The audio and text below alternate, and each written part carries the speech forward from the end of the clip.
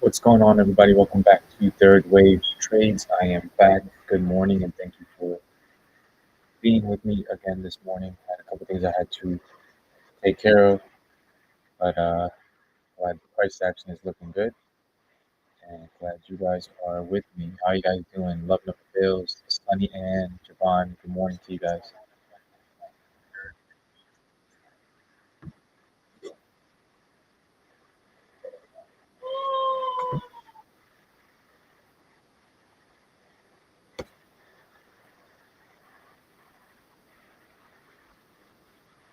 All right, so it looks like um, obviously we had a strong close yesterday. I wasn't here for you guys. Yesterday at close, but I was watching price action, and we had a pretty decent close yesterday, and then pre-market we were able to hold. So 280 is looking like the main resistance right now. You see, we broke above here, but we weren't able to get confirmation, and now again we're trying to break above. So that above, let's see if we can close this candle out. If we do, then we should be able to move higher to our next resistance, which we put around this area, around 280.78. And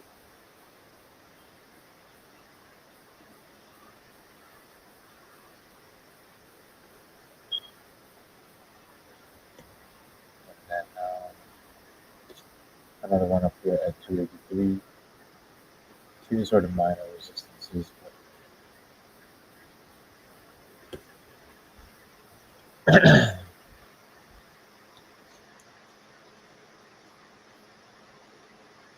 Yeah, it's struggling around 280. It's a little bit of a resistance area, but overall, I'm liking the price action. Volume has been kicking in because I believe we are done with that correction that we were dealing with for the past week and a half.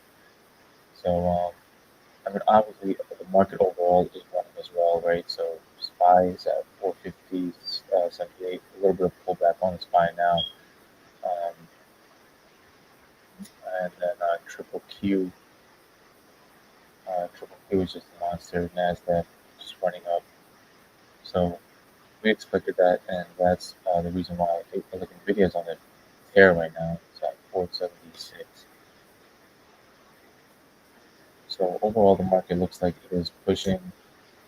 Obviously, a lot of good news this week, a lot of good catalysts.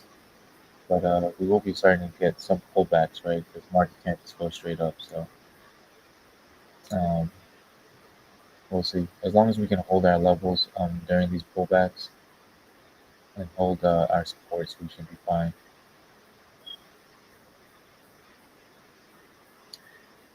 Good morning, Sunny Ann. Yeah, definitely a nice push. Good morning, Edwin.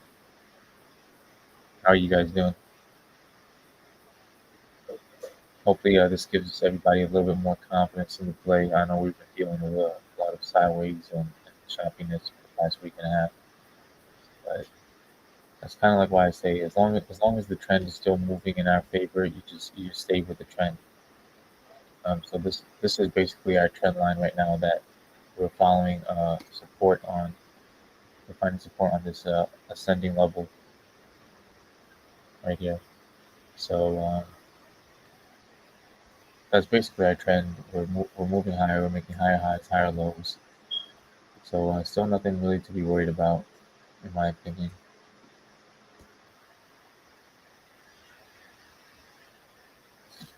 What I would really like to see is just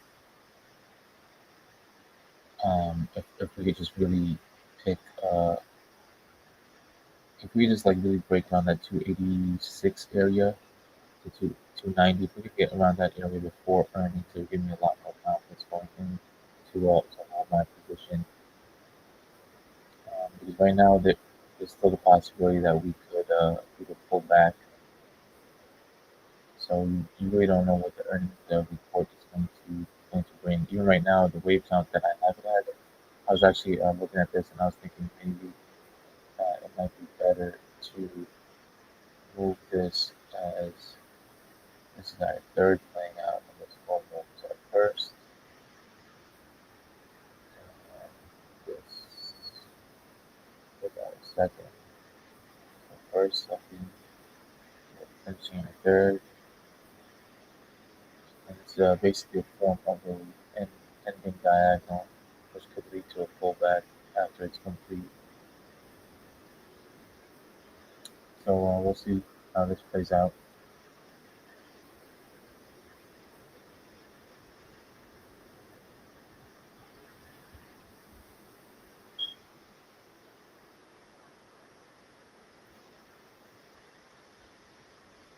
So usually when we come across like a major resistance or a strong key level like this, we're gonna get this chopped a little bit before we break through. So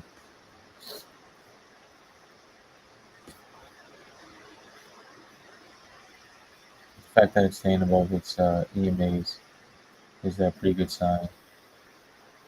RSI is above 50 right now, and we're kind of just consolidating this level in this area right here.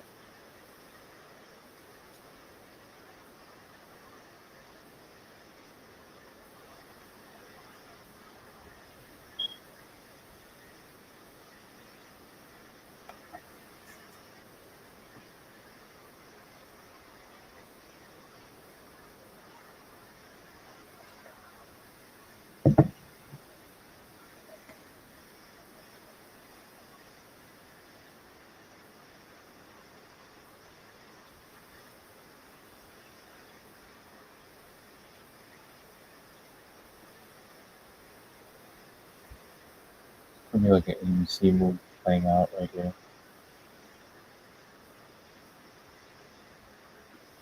Then, in other words, this is a correction. So once that correction is done, then start the next move up.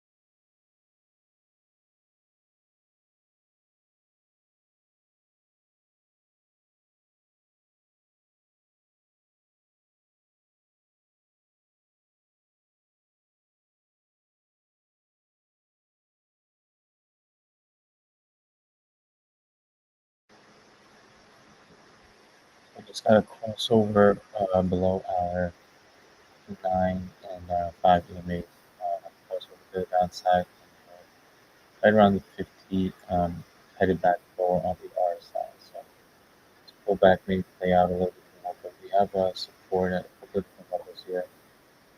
Um, so we should have some around here, and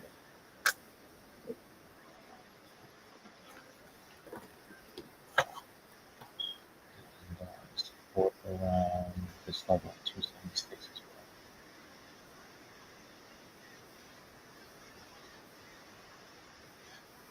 well. How far do we push back? Um, I'm not too sure. I mean, let's see.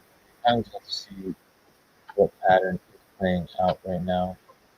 I think this is basically a sort of a leading diagonal, which is basically a if we have a three-wave move here and then another three-wave move down for our second wave, then this should be forming a three-wave move in and of itself, and another three-wave move, and then another three-wave move, right? So that's kind of like the general pattern that I'm looking at. Now, each one of these subwaves should also be divided into three waves. So this wave, um, probably looking at something like that as well, right? So you have this move up, move down, and then another move back to the upside. That's what I'm kind of thinking is playing out right now, but let's see if we can hold the support.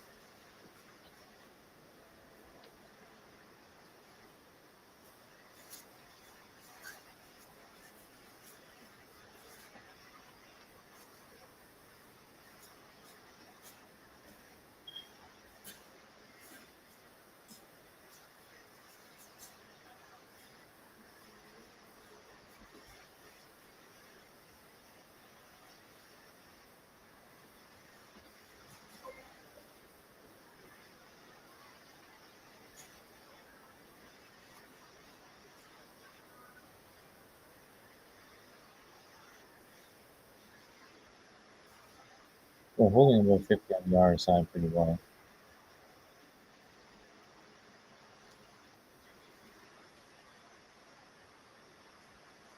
So that's a pretty good sign.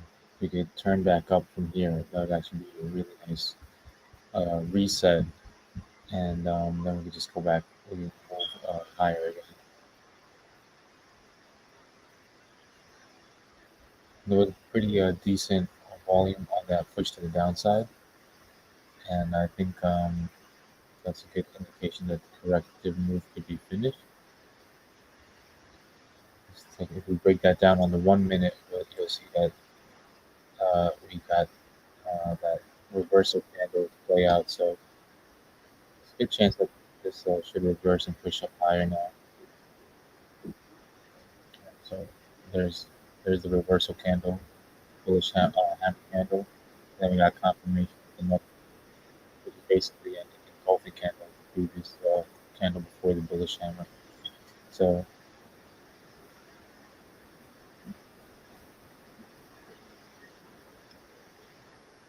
see if we get back above our EMA in the 5 minute.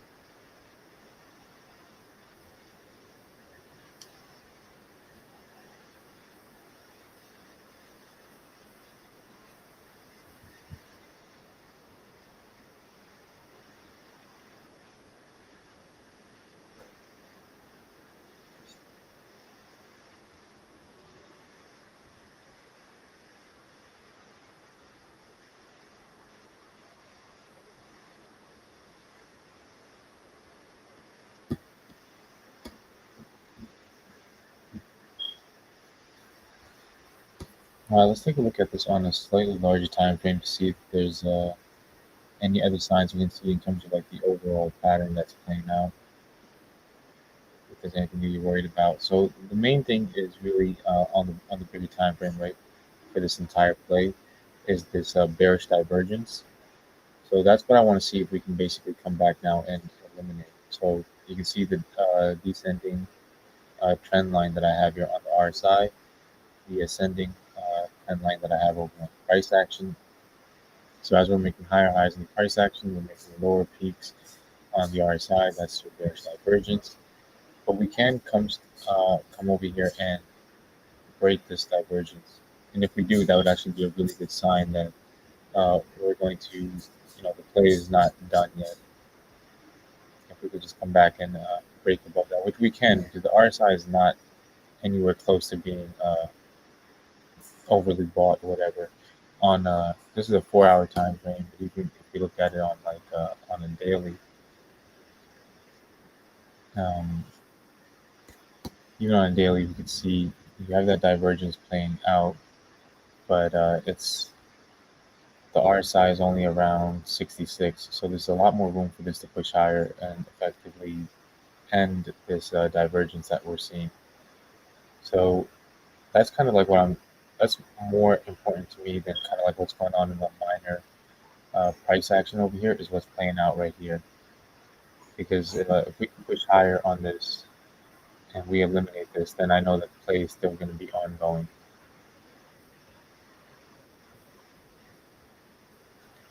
273.41.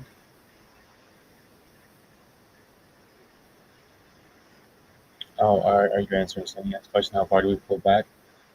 I mean, before we get there, which we could, we have a couple of other support levels in place.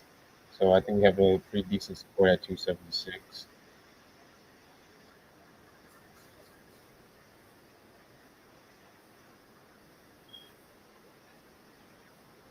We just broke below 50 on the RSI on the 5 minute.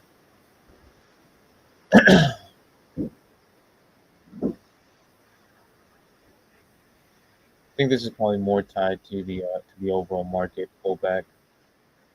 So I think once the market bounces, and we'll see the bounce obviously in Tesla as well. Triple Q, Triple Q is holding pretty strong. Honestly, it's not as steep as pullback, which means overall tech is doing better. It's outperforming the rest of the market.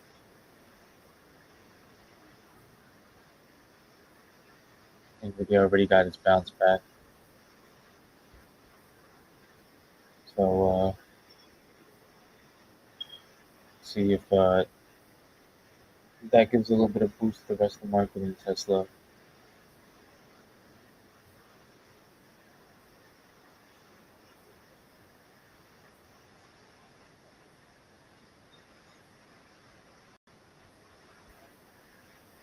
Even over here in the minor time frame, there's no like real signs of topping out. There's no like bearish divergence on smaller time frame that we have to be worried about. The RSI is pulling back just like the price action is pulling back, so they're moving together. So no real issue there. Nvidia 480 is insane. It is insane, but it is expected. Honestly, you guys can go back and check my previous videos. I had a price target of first I was saying 475, but then I also said I could definitely reach 500, 550, or 600, depending on the strength of the move. And I'm really not surprised after that their earnings that they had. I'm really not surprised. Right, the way that I see Nvidia, I'm just going to the daily really quick on Nvidia, so I can show you guys this, and this is actually useful because it kind of ties into um, Tesla as well. So,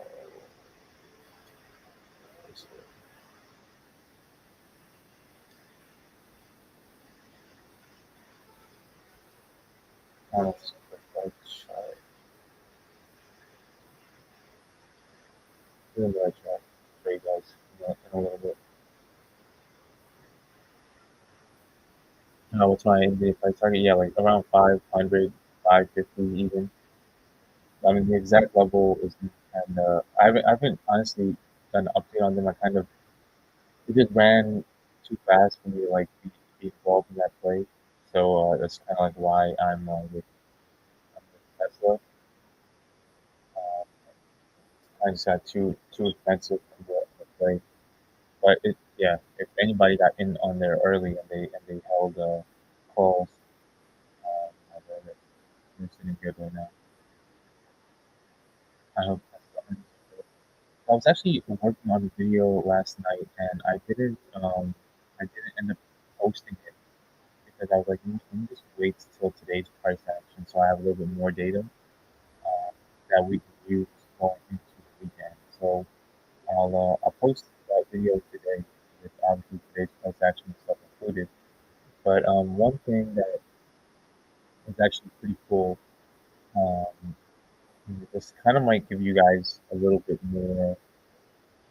I don't want to say incentive to hold through earnings, but it's just, and history doesn't have to repeat itself, but it is something interesting, right? So if you take a look at our 20 month EMA, right, it's basically just indicating for us the trend that we're in. Right? We're above the 21 EMA, we're in the uptrend. We're below the 21 EMA, we're in a downtrend. If you take a look at all of their previous earnings, that's been a pretty good indication of um, what is going to happen in the earnings, right? Along with the Elliott wave count and everything. So if you guys, let me point it out for you. Okay, so right here, their last earnings, at that time, we were below our 21 EMA, and we were finishing up this second wave count, right? So we were in ABC. And you guys can go back and see my previous video. I had a feeling that the earnings were going to be bad, and I said so, that we were going to go lower. And what did we do when the earnings came out? We actually gapped lower. Go back to the next earnings. Over here, we had earnings on January 25th. That's when we ended up leaving this gap up because we were in an uptrend above our 21 EMA, and we ended up gapping higher. We were in this first wave move up. Go back to the next one. Previous earnings below our 21 EMA. We're in a downtrend. Not too bad of a gap down, but we still gapped down. We were in a downtrend, finishing up this C wave from a previous move. Go back before that. Over here, earnings. We were in an uptrend above our 21 EMA on a B wave recovery, and we went higher. So it's just something that I've kind of been noticing. So does that necessarily mean that's what's going to happen this time? And no, it doesn't. But just an interesting thing to show you guys. So my opinion is that we still have room to go higher to finish this wave count. So we'll see. We'll see how that plays out. Again, we have a couple of days left. We have Monday and Tuesday um, to see if we get any more data to give us a good indication whether or not we should be in or out for the earnings play.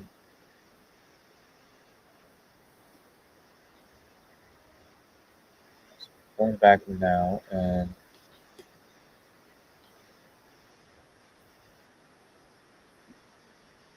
we're going to support around 276. If we break that, then our next support is around 274. Sometimes you're difficult to hear. Your voice seems to fade. Maybe I'm the only one. No, you're not. You're not the only one. And I've been getting a lot of complaints about my microphone. Can you guys hear me now? I don't know, man. I've played with the settings on this microphone so much. This is a brand new microphone, so I'm not sure why that is. Let me know if you guys can hear me. I'll try to speak louder. Maybe I'm just not speaking loud enough today.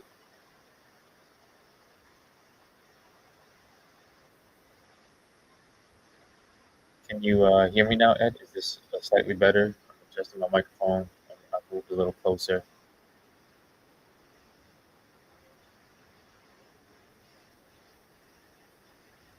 And if you want, I can repeat what I was just talking about in regards to their earnings.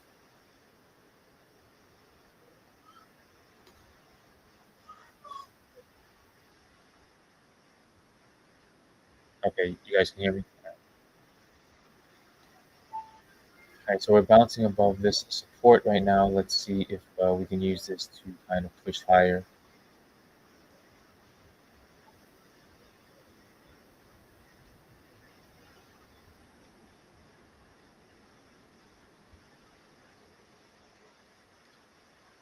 Did we bounce on the SPY? Yeah, so see, we're getting a bounce on the SPY, and we're getting a solid bounce on triple Q as well. So it's kind of a good thing. It means that Tesla's moving along with the rest of the market, which we saw before. You know, it was kind of like diverging at times. So if the overall market is pushing, it's good that Tesla's moving with it.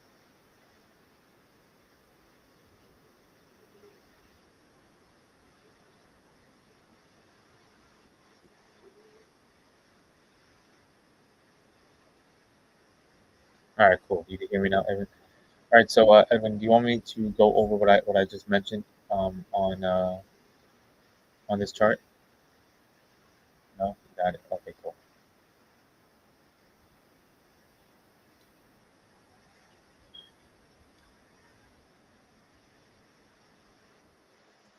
All right, so let's see if we could close higher right here. If we could close above this level, that would basically be a nice bullish engulfing candle. Close higher than this level right here. That would be a bullish engulfing candle, which is a solid reversal pattern. And you can see we already kind of whipped out right above our support. So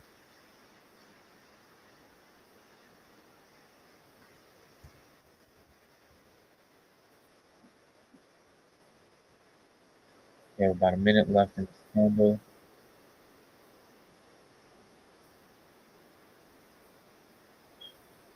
Waiting for my video update. Okay, I got you. Yeah, I'll put that out today. I just wanted to make sure that I gave you guys a good video update over the weekend that had all the information in it. So I was like, you know what, let me just wait till today so we can see today's price action stuff. And yeah.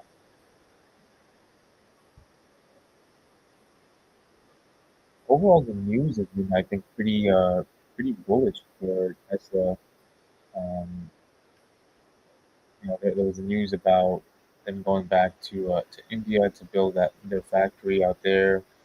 There's news about like there's high expectations for the Cybertruck. Obviously, the XAI news that we got earlier in the week. Tesla starts selling their Model Y in South Korea for about 45K, becoming slightly cheaper. But again, I mean, if they're selling their stuff for cheaper prices, to me, you know, Elon's no dummy. It must be saving or cutting costs somewhere else to help improve his margins. There was news about the Malaysian Prime Minister talking about an investment with Tesla. So the news overall seems to be pretty good in terms of what's going on with Elon and Tesla in general. How do you guys feel about it? How do you guys feel about their earnings and stuff from a fundamental aspect and from like the overall news and different catalysts you guys are hearing about besides like what we discuss here on the technicals?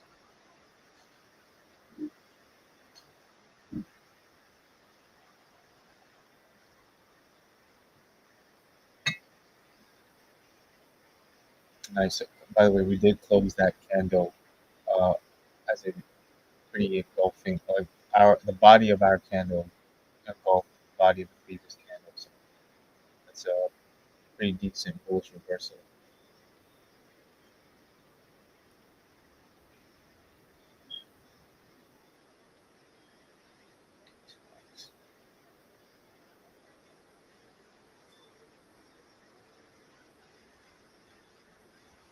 Coming right back around the 50 on the RSI right here, and testing our 9 EMA now.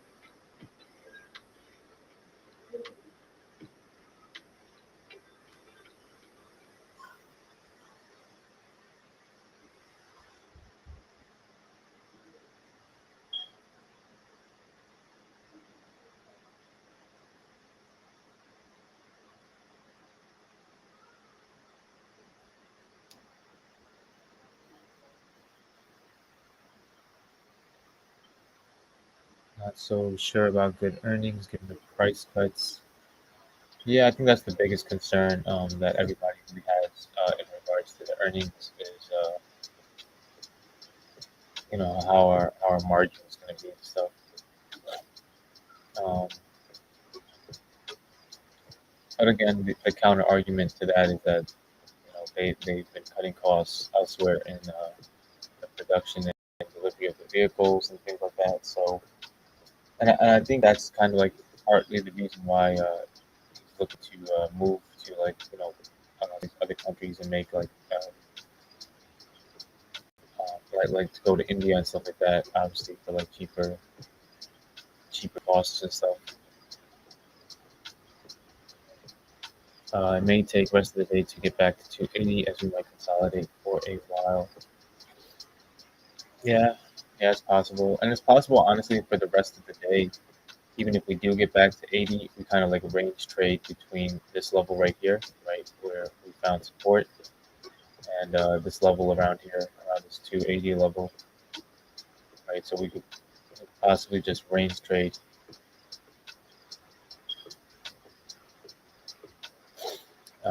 for the rest of the day. So we'll see.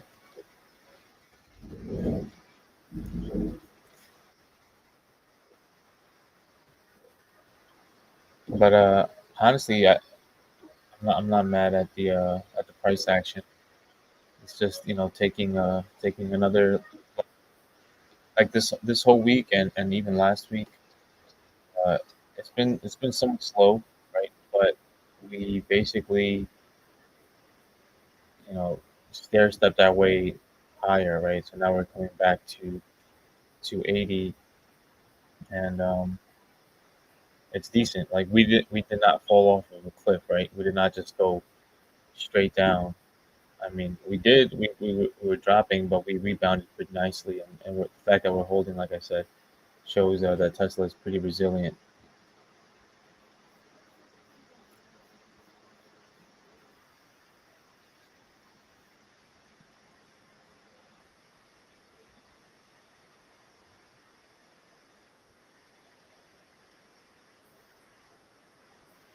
Still all cash, waiting for a good direction. We'll jump back in above 286 and wait for the correction to step in again. Got you. Yeah, no, I think that's a good strategy right there. Because right now it's definitely in like like I said yesterday, kind of like a no man's land. It's not really picking the direction. Um, Yesterday's price action was actually pretty good, so I'm happy with how it moved because I think it's step in the right direction. But we'll see Monday and Tuesday um, if it kind of gives us a clear direction as to where it's headed during earnings.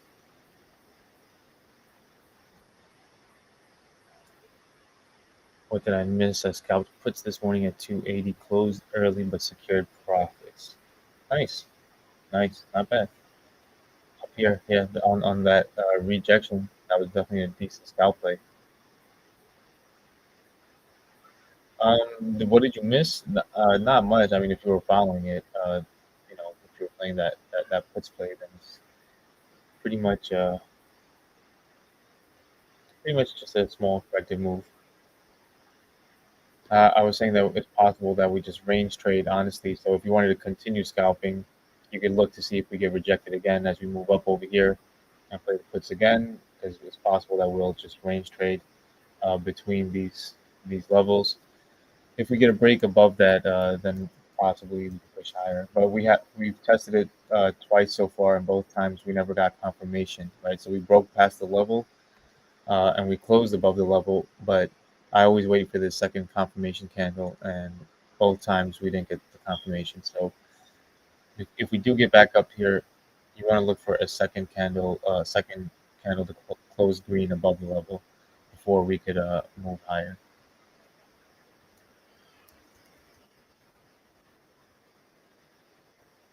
Big jump, green monster coming in. Let's see. Yeah, it's actually pretty decent because we still have 2 minutes left, and the volume is sort of kicking back up.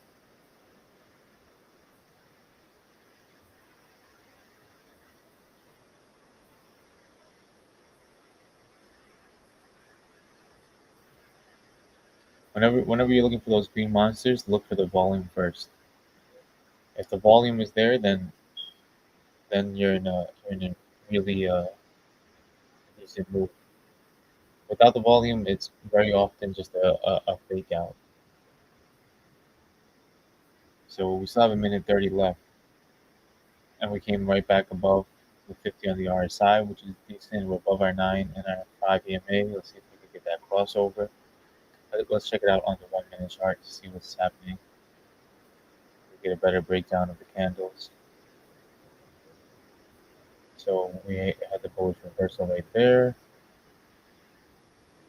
Not too much volume on these individual minute candles,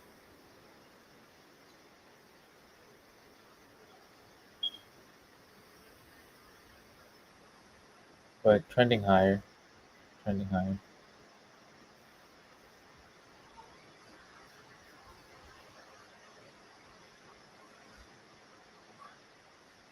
40 seconds left. The volume is okay. It's nothing crazy. But maybe the follow-up candle will be able to build off of this one.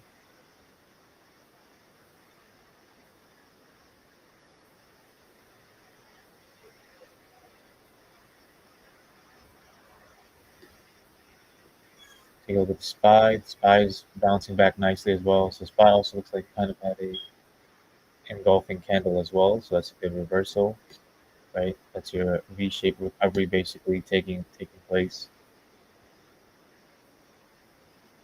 That plays out. Triple Q, something similar.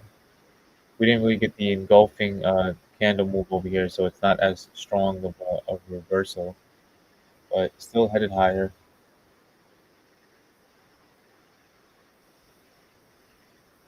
How do you spot a fake out? So a couple things. One, is there volume behind the play? Right. If there's no volume behind the play, it's most likely a fake out. And then just to make sure that it is a legitimate move, right? So let's say this is your level, this is your candle. Um, you want the close, right? You don't want it just that prices above. You want to wait for the actual candle to close above your level and strong volume, and then you want your second candle that comes after it to close above that level as well, right? So you want a confirmation. You want close with your initial candle with volume, and then your second candle again. Hopefully, the volume builds upon the previous volume's candles, and you want that confirmation that it's closing above the same level, right? So if you get something like this, for example, yeah, we got the close above this level, but why didn't we push higher? Right? It didn't check off everything. We got the close above it, but the second candle came and closed below it, so we didn't get confirmation. Same thing over here. Again, we closed above this level, but the second candle didn't close above it, so we didn't get confirmation. So those are kind of things that I look at as a fake out. Volume is really important, and then confirmation is really important as well. I think it's worth waiting an extra 5 minutes um, to get that confirmation. Um, and kind of give yourself a little bit more security as opposed to just jumping into a play and then you're stuck if it goes back like this, right? And then you have to then you end up going through this whole move.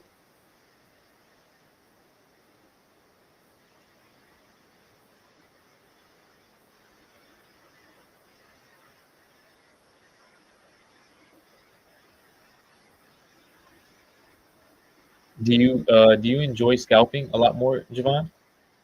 Is that would you prefer scalping and I guess day trading?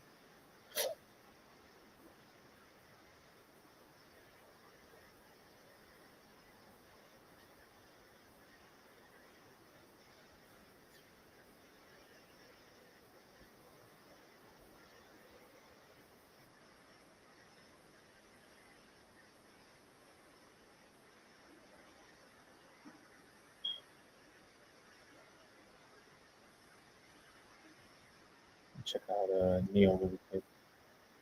Neo and Rivian. How are they doing?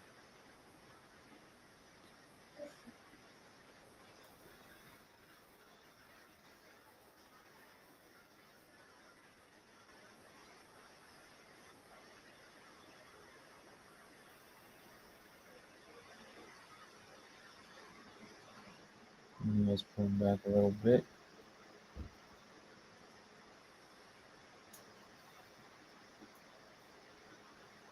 It's kind of the count that I have for Neo. So we'll see if something like this plays out.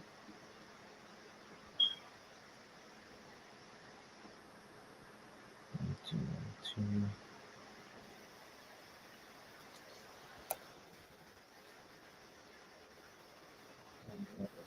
Rivian,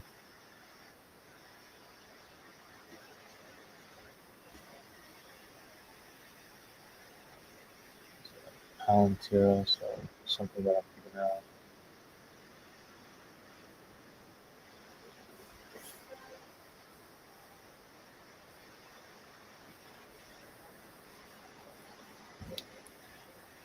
on. If the play is there to scalp, then yeah, full-time job.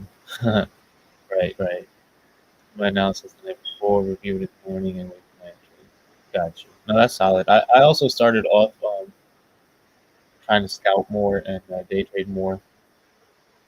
Right now, I kind of like switched my strategy more to a swing strategy, and I think the reason is I feel like the market is um,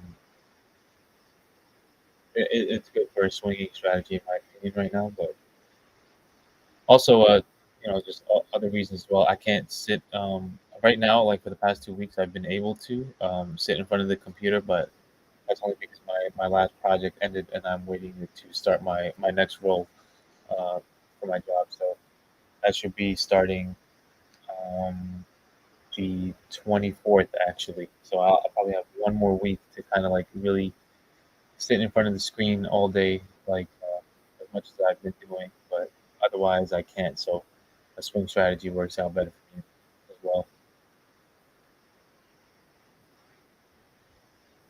But scalping is, you know, it's definitely stressful. It's definitely a lot of it's a different kind of skill for sure. So, you know, kudos to you because scalping is not easy in my opinion. Um, it's definitely a lot. There's a lot more adrenaline that is involved. A lot more stress. But if you know what you're doing and you do it right, it could definitely be lucrative.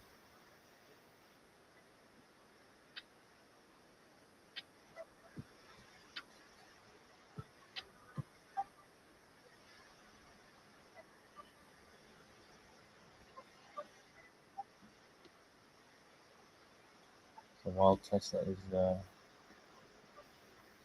of like consolidating at this level, take a look at the bigger picture.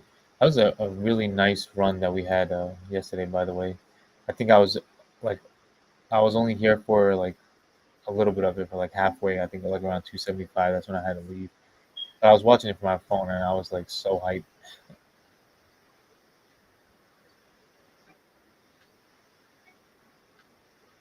I don't. I like the swing play as well, but I don't see one for Tesla right now.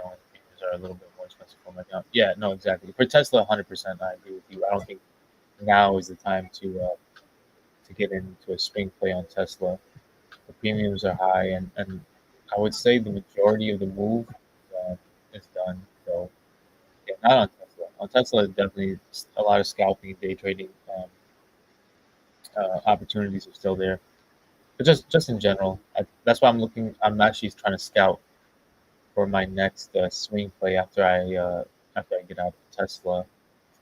What do I want to focus on? And I think it'll be probably Neo, probably Palantir. If Palantir pulls back, right? So Palantir, I'm looking for this move to finish off. I could play the fifth wave move over here, right? So this I'm waiting for this fifth wave to finish for this larger degree third wave, possibly ABC pullback for a fourth, and then get in with decent entry over here. Uh, Once I see a bounce, and then have a set stop loss, and then I'll have my price target. So depending on where this pullback ends, that could be a decent swing. Probably not as long as the Tesla one, but because it'll be a fifth wave move as opposed to a third wave move. Um, then there's like Mara and Riot actually. which I think are going to be pretty strong as well. I mean, they're already strong. And honestly, had I not been, it's actually the first play you guys can see that I was watching on my channel. It's the first video that I made because I've been watching them for a while. But I was basically um, all in on the Tesla play right now, so couldn't really get into the Mara play. So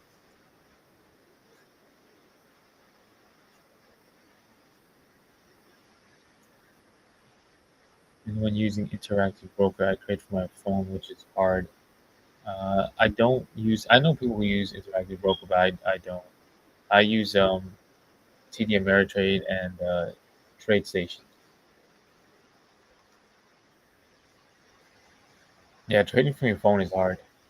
The hardest is I don't know how people do it, but people trade from Robinhood, and that to me is crazy. Oh yeah, we were talking about Nvidia. Nvidia is a straight monster.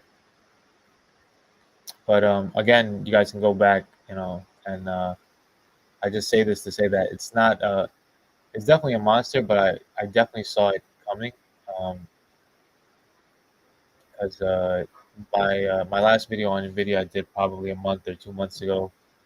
I think like a month ago, and I was basically saying like we're gonna very likely see this thing hit like 500. So 475 was the target, and if we break 475, then the next target is like 500, possibly 550. Because realistically, like this, in terms of like Elliott wave move, this gap that we had right here, right where we after earnings where we jumped up $100, that's really the middle of the move. That's really the middle of the third wave. So if that's the midpoint of the third wave, then everything that came before it is very likely to come again after it. It's kind of like one of the rules of. It's not a rule of Elliott wave, but it's something that I've kind of come to learn.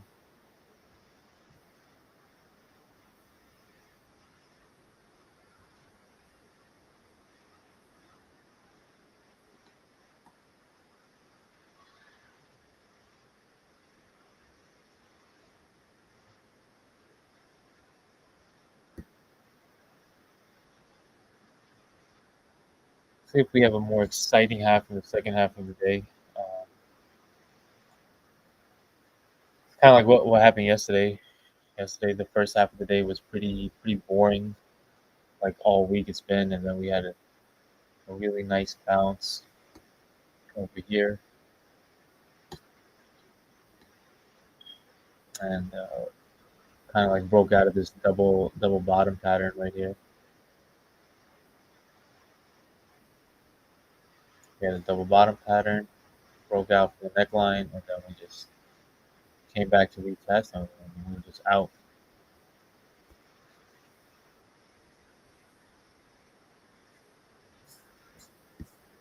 All right, let's take a look really quick. I don't want to zoomed out look on the chart as to what we see.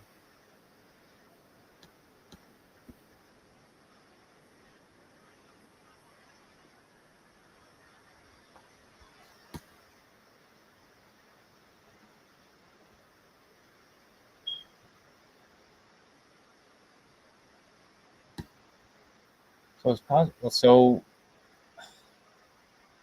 there's like honestly a couple of different counts that could be playing out, and it's hard to really know which one is which, and it's kind of and I really don't want to confuse you guys, so that's why I kind of don't go into the detail of what I think is playing out in terms of this wave count.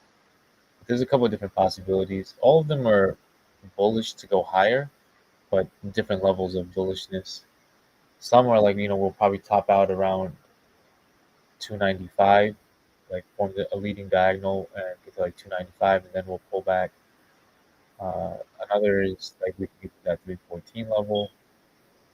So it's kind of trying to wait and see how the price action plays out, so some of those possibilities can get eliminated, so we don't have to even worry about them. But the one that I have drawn up over here, which I don't even know if I favor this one the most right now, is that this was a fifth wave playing out in leading diagonal. So we had a one, two, three, and then we had this four, and then we should be getting this fifth wave. But I don't really like that uh, for a couple of reasons. But if that does play out, then most likely we're heading to like around the top of this ascending level of resistance, which is the same channel top that we've been looking at, right? So it's just this line over here, this white line. That's this ascending level of resistance. We've had multiple touch points where we rejected on this, right? So it's possible that we get like a one, two, three, four, five to finish up around here, and then we reject at this point, essentially forming a rising wedge or an ending diagonal, and call it in Elliott wave terms, and from there then we sell off. There's a couple of other possibilities, but we'll just let's take it one step at a time. Looks like we're making a decent push right now, back to 279.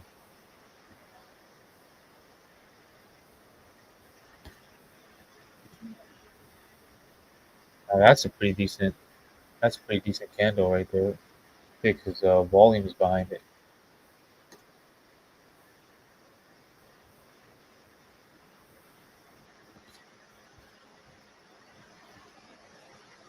That volume kind of just came out of nowhere. I mean, it's not the strongest volume, but it just came out of nowhere. Really, I have to like look at these low volume candles, and then just out of nowhere.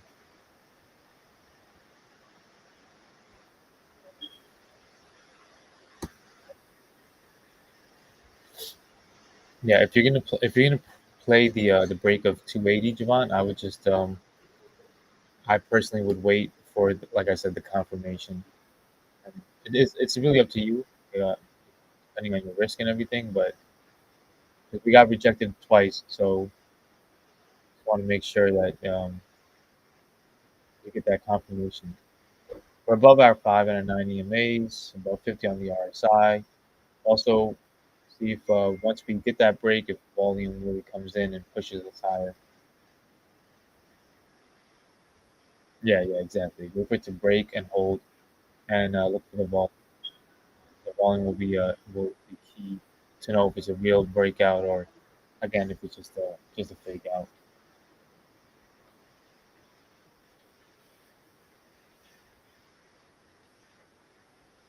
Conversely, and I'm not giving you trading or financial advice, but uh, conversely, there's always the option to play if you see a strong rejection, right, like a wick at this level, to play back a scalp to the downside and set a stop loss, with a tight stop loss around that like this top over here, around 280, 50, something like that.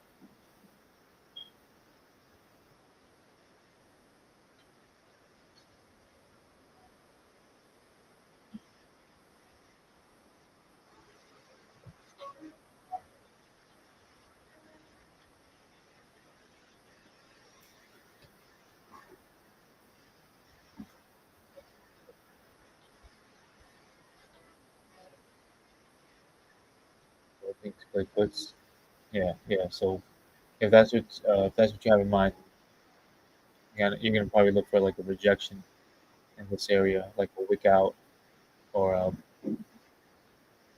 like a like a bearish engulfing candle,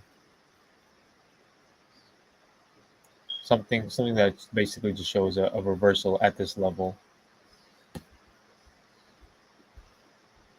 You could even say that there's a level right there.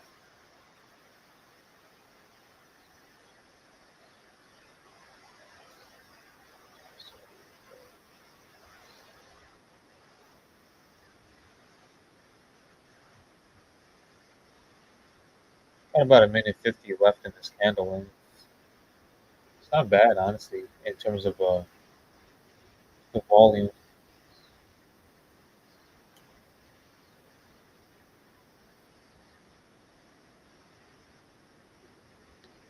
It's Also to see what's happening with SPY. SPY is still pushing up a little bit, as is the triple Q. So they're both looking like they're going back to their day highs. So there's a chance Tesla's heard there as well. Our day high is 280.54.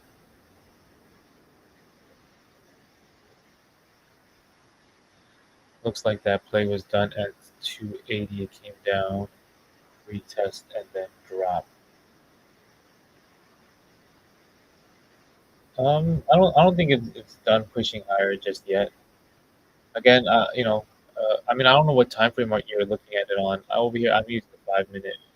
I'm not sure if you're using like a 1 minute chart or whatever, but I would just wait for the candle to close before. Uh, Again, me personally, I don't. I like to feel like I like to get confirmation, so I don't like to rush the entry. 2 minutes and 5 minutes. Okay.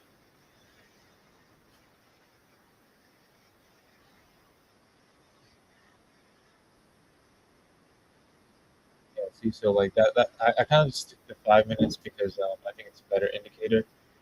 But I would only like really like narrow into 1 minute if I wanted to see kind of like a breakdown of what's happening within these 5 minute candles.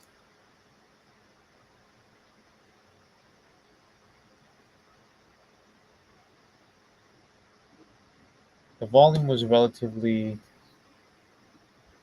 I mean, it was decent, but not enough for a breakout. But or a rejection in my opinion. I mean, the real test is going to be around this area right here.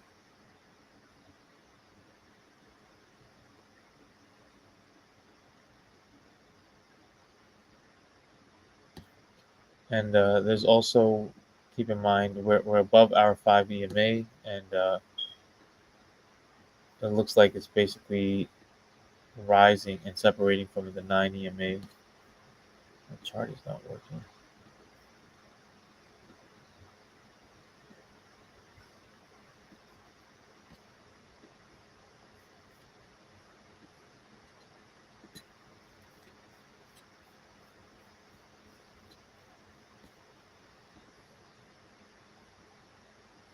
This is a 15-minute chart.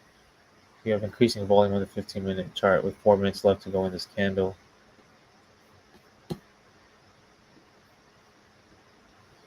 But I meant to say that we have a rising 5 EMA separating from the 9 EMA. So we may end up doing this thing where we kind of like create this wedge and then either break out or break down from uh, from the 5 and the from 5 EMA and the resistance. Hey Yelton, what's up? We've missed you this morning. Hit that like button. Yeah, yeah. Yelton is in charge of my likes and stuff because I always forget to ask people. But if you guys could please hit that like button, subscribe to the channel, all that good stuff. How you been, Yelton? Did you like the price action yesterday? I made sure I left early just so that the price would run up. If you want, I'll head out today too.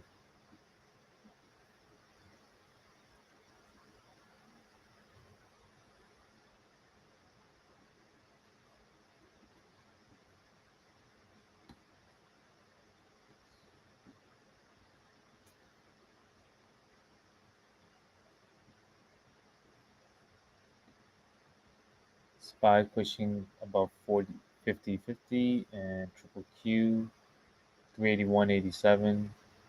So overall market is looking pretty nice.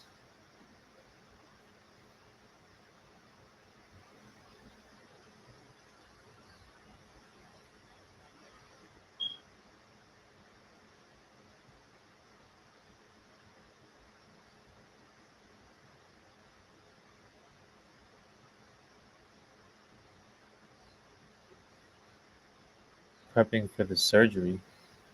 You having surgery, Yelton? hope everything's okay. Bitcoin and Ethereum had some early morning action. Yeah, I saw that, and it's pretty wild. I feel like it's 2021 all over again. Crypto's running, the market is running, every stock is running right now.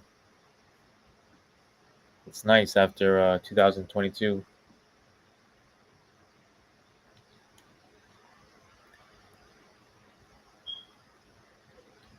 All right, so somewhat of a rejection over here at this level, and testing now our 5 EMA.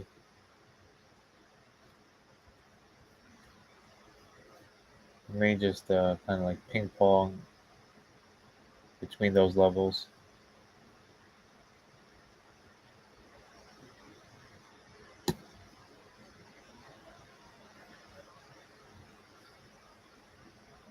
Still above 50 on the RSI, but we are looking like we might head below it. Kind of got this turn.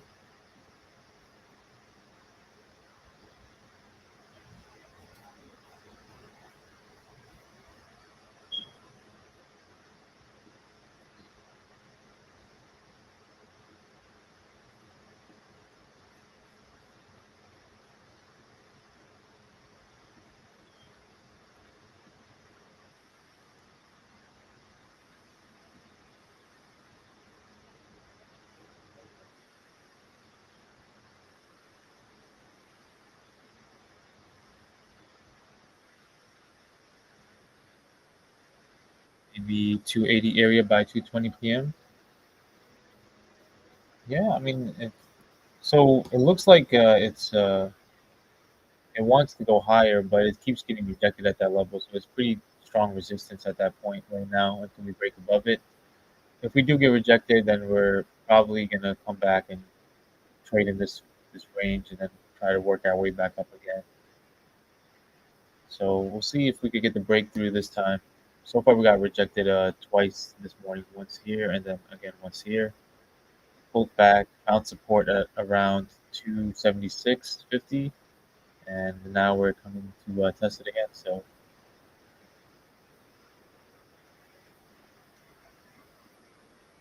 we'll see if we can get the break above here. Then I think we could push higher. We have a couple of minor resistances that that I have drawn over here in red, but the real resistance is sitting at 283. So let's see if volume comes in, if we could go through these resistances and then see the real resistance at 283.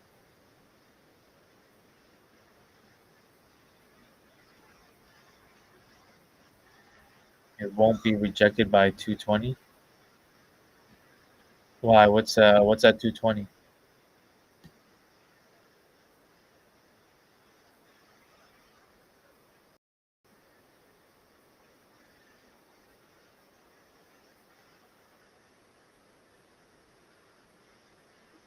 Friday's higher percent of bull action. Gotcha. Is it because like Fridays, that's kind of like when like people are like exercising calls and options and stuff?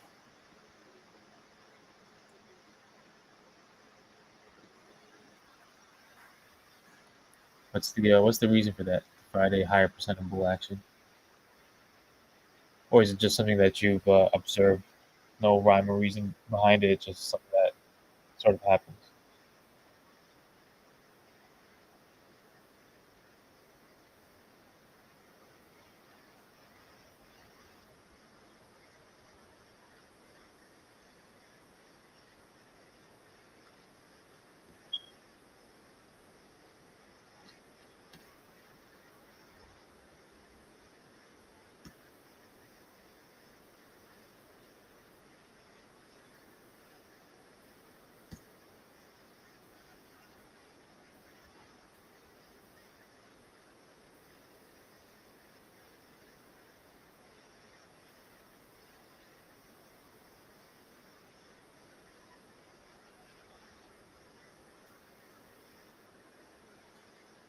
Just take a look at it on the 15-minute chart. 15-minute chart, we're above our EMAs as well, above 50 on the RSI, increasing volume from the last candle. I have about 11 and a half minutes left on this candle.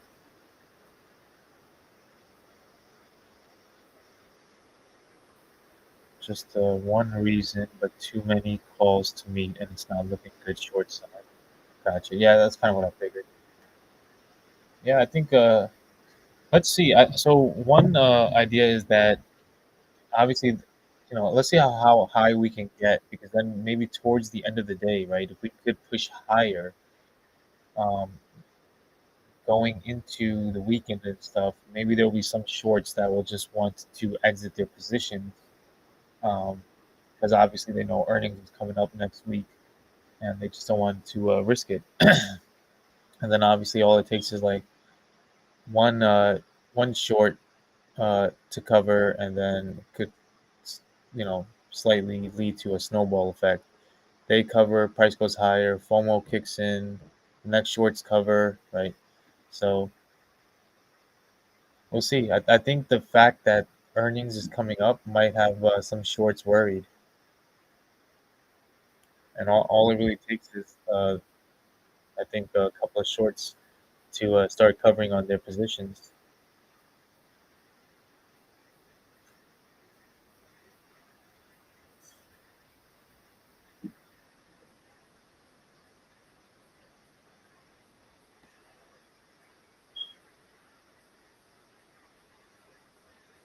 How would you play a swing trade for the weekend? Um, what do you mean by how would I play it? Like for Tesla, like what position would I get in? I mean, so I don't know if I would necessarily play a swing play over the weekend. What you could do is try to find a high Tesla into earnings, right? Exactly. So what you could do is try to find a low risk, high reward type of like calculated YOLO for earnings. Um, but even that, I would probably wait for the day before, just to see how price action moves,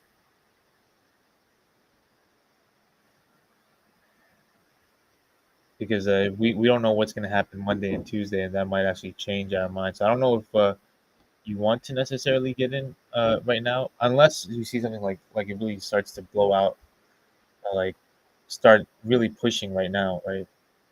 Um, we're testing 280 again, which is nice. Let's see if the volume really kicks in over here. We have about 3 minutes left in this candle, so it's already picking up. We're gonna want the confirmation as well before we get too excited with the following candle. Should be second green candle before a call. It's really up to you, Sunny, and that's kind of like my strategy when I'm scalping or getting into a shorter position. Uh, just because, again, like look, if you see something like that and you get in and then it pulls back like this, and it just ends up wicking out, uh, you kind of just want as much confirmation as you want. I mean, that's my opinion.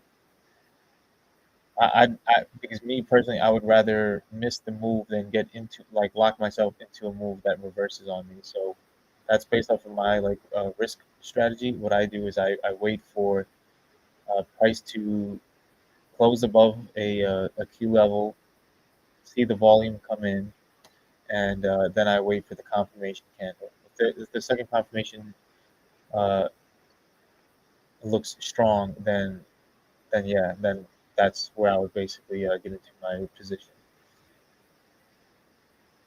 Big concern as it's been exactly. So it's been rejected twice already. So it's a strong resistance. So I think the stronger resistance, the more confirmation that you want. But with that said, on this particular candle, it doesn't look bad, because the volume is really starting to come in. So when the volume comes in, gives me more confidence in the play. It usually ends up being a more accurate indicator of whether or not it's a breakout or a fake out. It's still relatively average right now, but we have a minute and 20 seconds left to see if this volume uh, gets a little bit higher than these previous candles.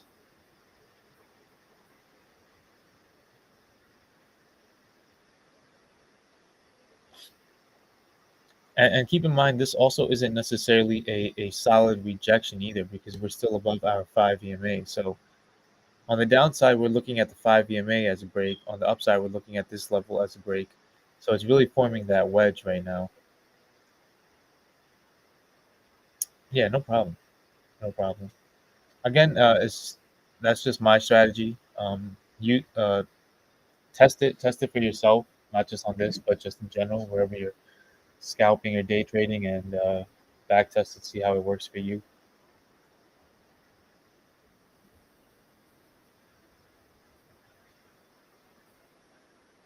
About 20 seconds left on the candle. The volume is above average, right? This is our average line for our volume. So it's above average, and it's looking okay. It's holding above 280, kind of. I mean, just barely. But let's see what happens now with this next candle. If the next candle can build on that with continued volume, I would like to see at least the same amount of volume, if not more, than the previous candle. You could also take a look at it on a 15-minute and see what's happening there. 15-minute, we're still above both of our EMAs, and we have about 5 minutes left on this 15-minute candle. And we can see the down here for the 15-minute. Let's see if this closes higher or around the same volume level as the previous 15-minute candle.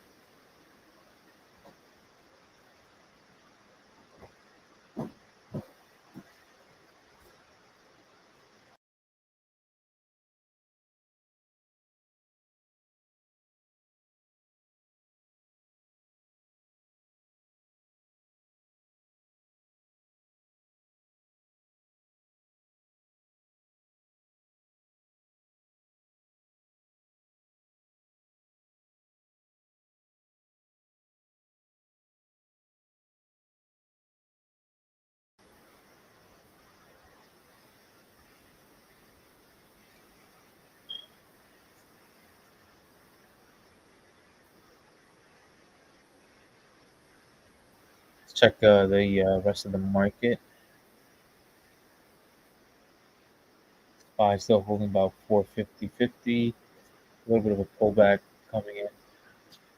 Triple Q as well.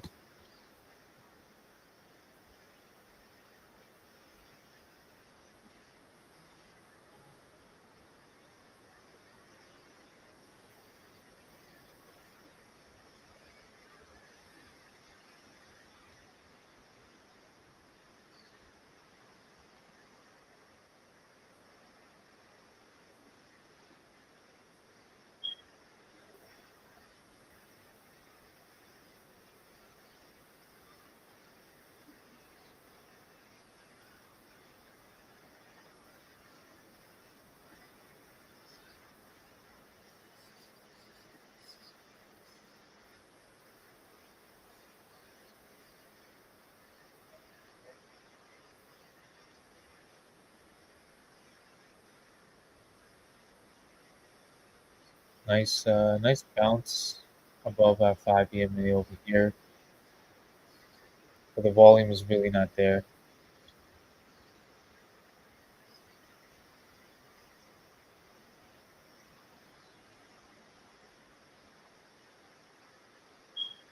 Anyone like the new design hatchback? It's under 20K car. Nice looking car. I haven't seen it. I didn't see the new design. Liked it. It's confirmed. In Korea, started to more Tesla, and they will start selling the cheaper Model Y soon, which do very well. Green energy sustainability is a priority here.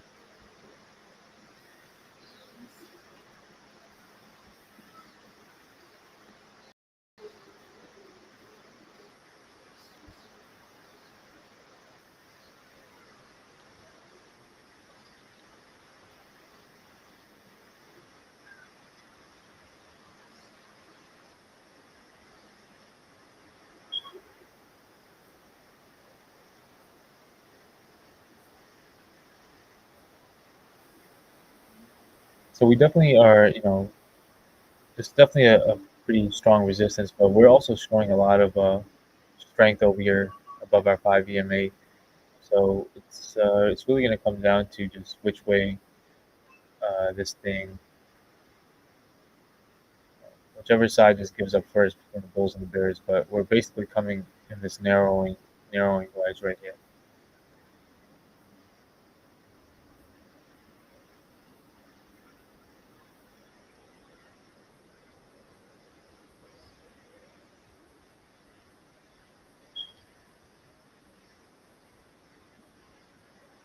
In terms of support, besides our 5 EMA, then we have our 9 EMA as well.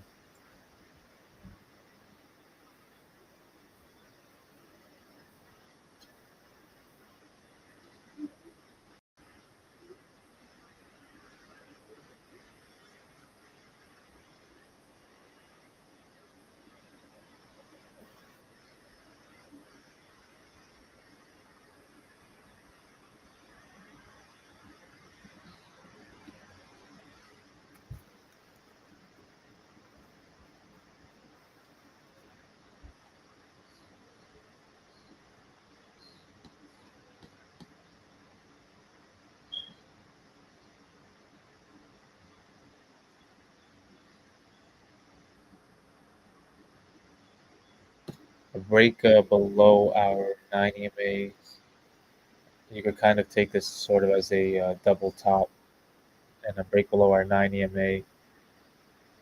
Good chance we could come back down over here and just kind of like I said, range trade.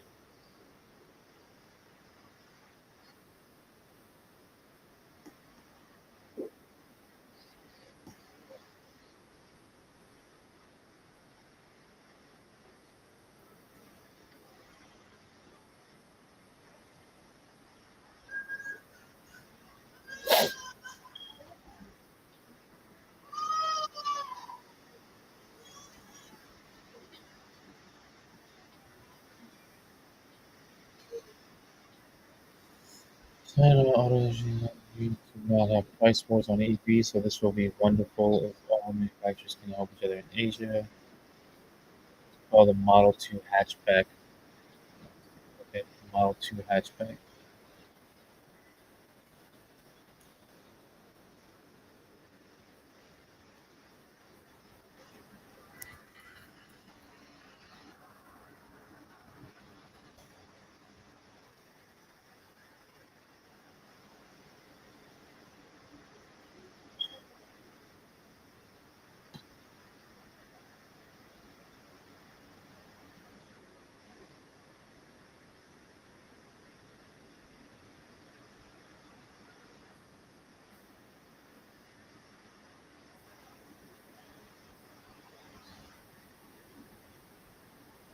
She could put a small in the chat. I could put it on here. Let's see,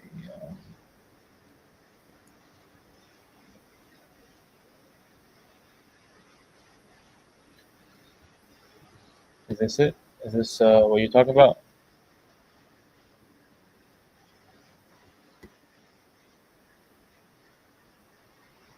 I think that's it. The 2023 Model 2.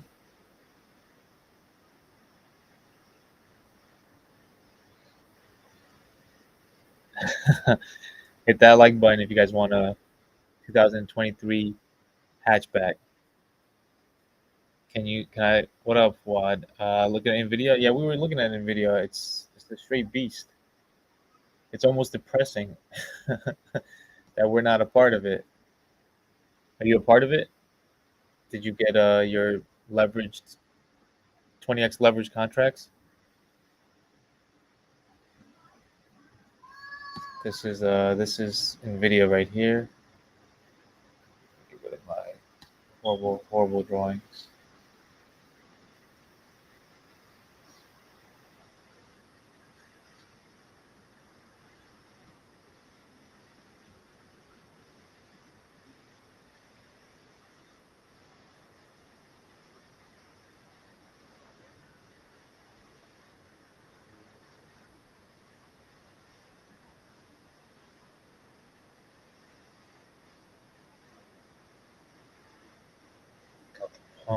saw how to model S grill. All right, I'll take a look at that in a second. Did you get out when you hit 480, so it pulled back? I'm a little in the green. Well, right now I'm in a smaller time frame. You can see we're back above our 5 EMA. We're back above 50 on the RSI. So Spy and Triple Q both look like they've bounced, so they could be pushing back up to today's highs. Um, do I see any divergence? No, no divergence here, right? So on a smaller time frame, RSI is moving with the price action, so that's not a bad thing right there. So overall, I mean, I think it's you're in a good position right now for it to bounce back and possibly test today's highs back at 480.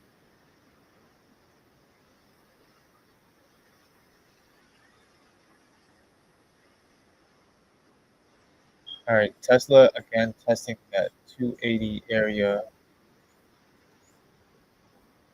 That candle closed with not much volume, so let's see if on this candle we can get it. We've kind of like just been stair stepping this area, so now if we get a hard break above this level, I think the volume will come in.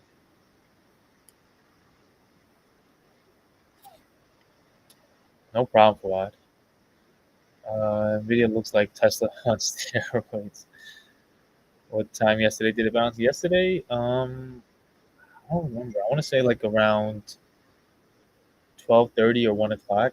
Because I remember I had to end the stream yesterday around 2, and at that point it was already like halfway in the middle of its run. So it was like around 274, 275 when I left. All right, here. Oh, there it is. There it is. There it is. Look at the volume come in. The break above 280. The volume jumped up with the price action.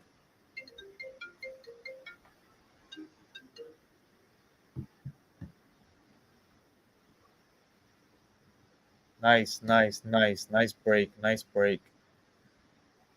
See that volume kick in, guys? That's a true breakout. We still have 3.5 minutes left on this move right here. That's a true breakout.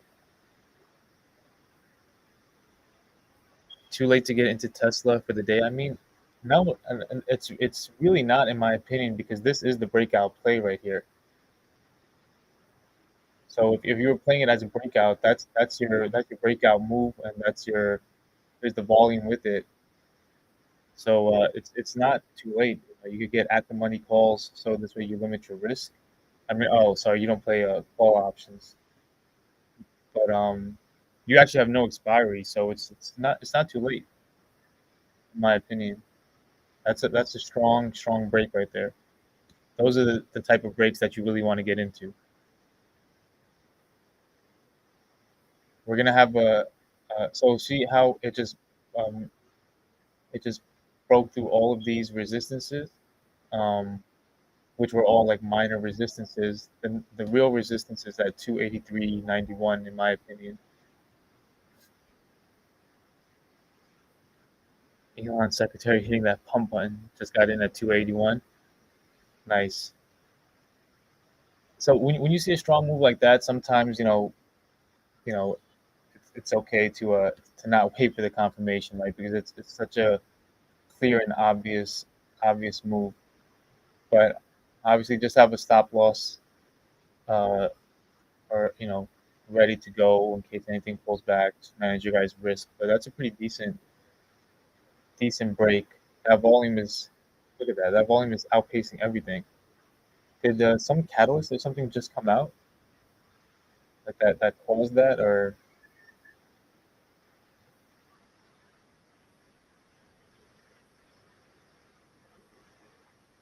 I mean, I'm not seeing anything on my watch list. Yeah, ideally, we want to wait for the close. Um,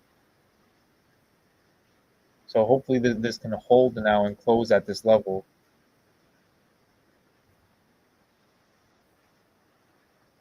281.50 is pretty strong move.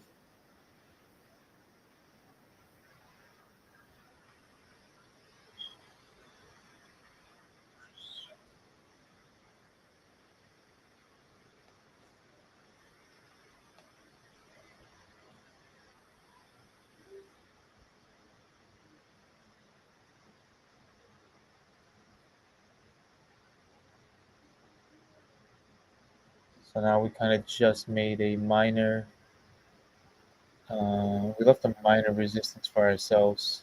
And we'll see how the candle closes. We still have 48 seconds. Left a minor resistance at 282.22.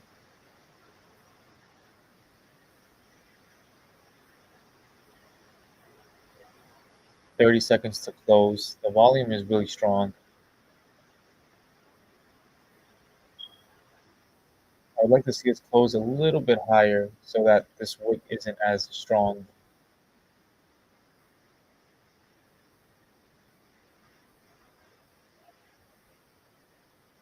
10 seconds.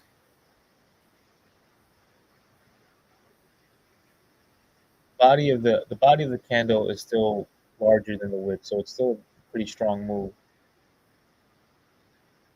But we could come back down to the 5 EMA first before going higher. Let's see.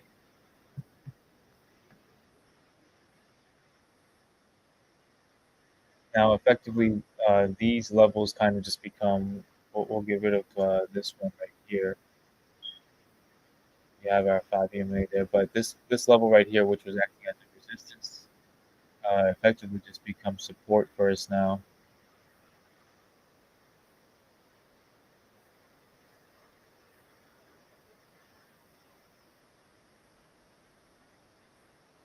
I think Powell had a live feed correcting himself. See where we push today. Let's see where we push.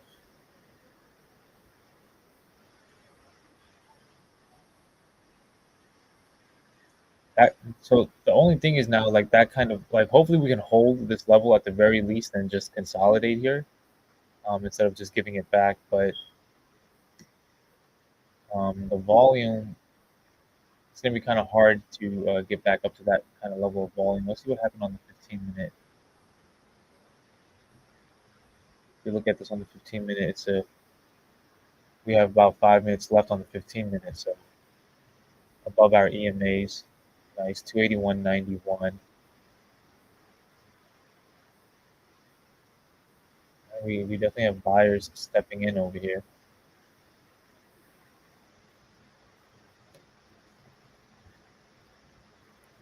Give me 2 minutes, guys. I gotta take a quick phone call.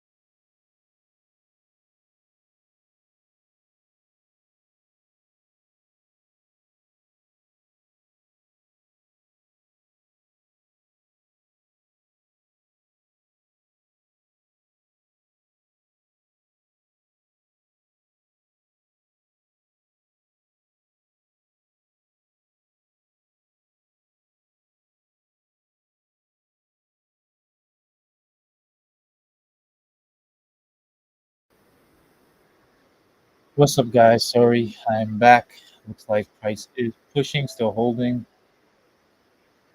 283.27. Let's see if this is going to be a resistance first now at 283.91. Really like around that 284 area. Let's go to a 15-minute chart. You can see it better, right? So this level right here, 283.91, should be able to push to that. So it looks even nicer on a 15-minute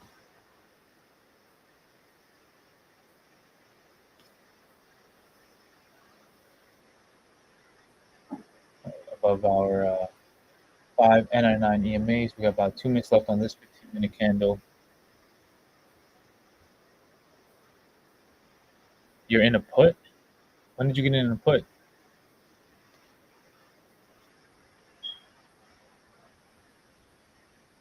Like you just got into a put right now, Javon?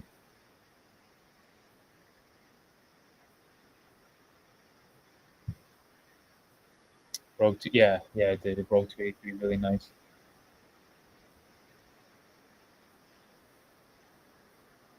And it's holding the levels. The RSI is not even like too high, so it's still room to push higher. Chance that we will get rejected a little bit at 283, but I don't think it'll be a hard rejection that'll see us like drop. I think it'll just we'll be in this level now. You entered at 280. Um,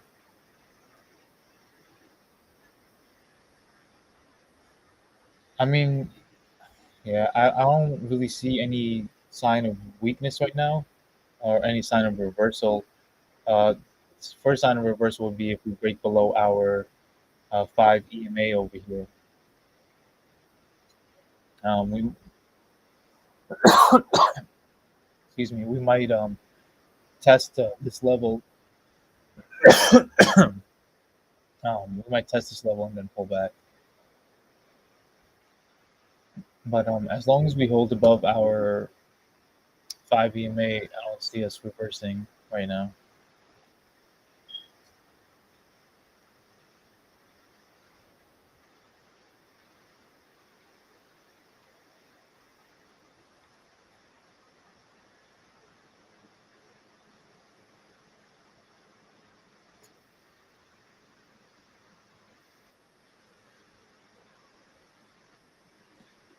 That's pretty strong wick right there, though. So let's see if is there a strong supply zone over here that we should be aware of.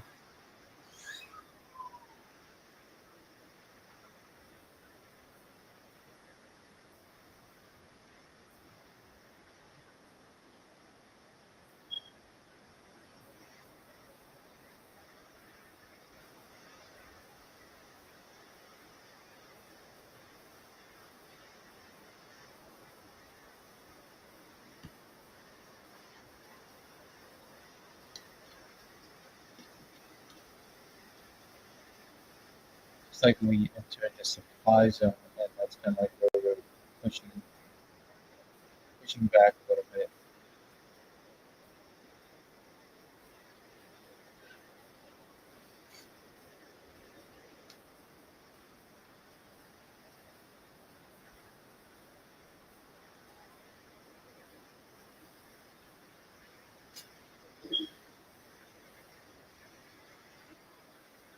Supply on 15-minute. Yep.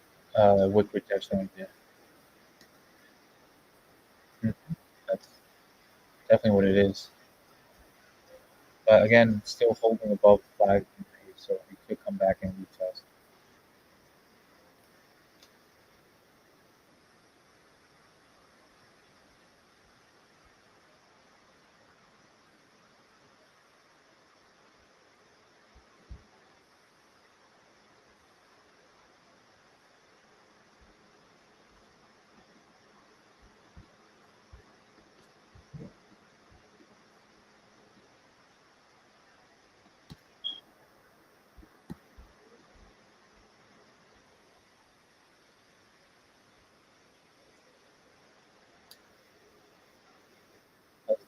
the SPY doing? SPY pulled back a little bit, and video still up.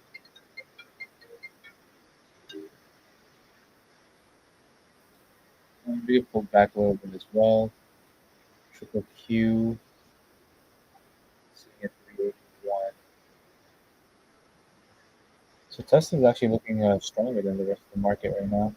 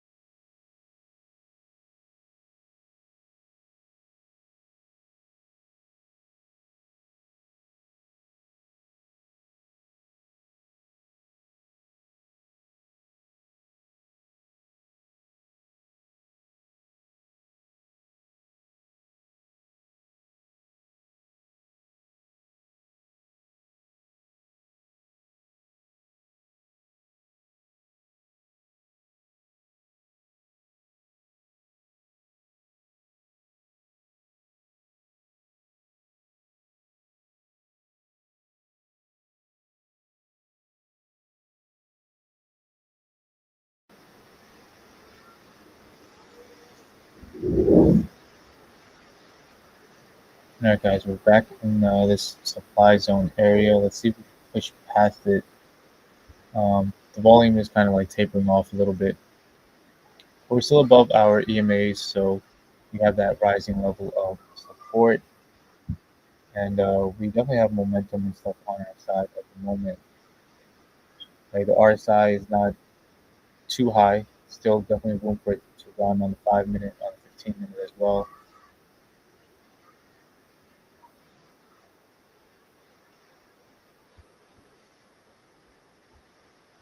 We have about 8 minutes left on this 15-minute candle, still above our 5 EMA, creating more separation. And again, RSI is not too high, so if we get past this level right here, I think 284, then 285, and 285 will obviously be a psychological level. Break past that, I think we do have a minor resistance at around 290.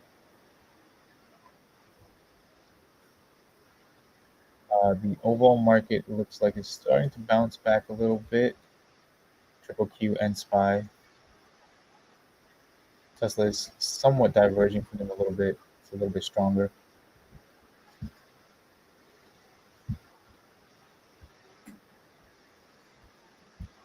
283 is a hard rejection. Yeah, I think we'll see in the next few minutes if we can get past this level or not.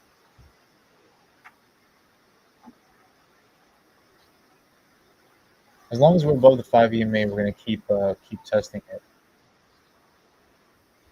It's kind of like the same thing that we did when we were down here, and we ended up getting the strong break, kind of creating this wedge between our 5 EMA, our rising 5 EMA, and then the resistance at around 280. And then eventually, like I said, one side is going to have to give, and we were able to break through it. So something again similarly, same thing is playing out. We have our rising 5 EMA, creating this kind of like wedge around this resistance area, and we're going to see if we can break through it now. What wave count is playing out in the day? The wave count is tricky, guys. I'll show you guys like what I see in the wave count. Zoom out a little bit here. I kind of made an adjustment from what I was looking at yesterday, but essentially this is either an ending diagonal of a move or a rising diagonal. This is our first wave here, second wave, likely a third wave move is playing out, a fourth wave pullback, and then a fifth wave. Right, so these moves are basically happening in threes, right? So you have three wave move up, three wave move down. We're looking for a three wave move up, another three wave move down, and then final three wave move up, something like that.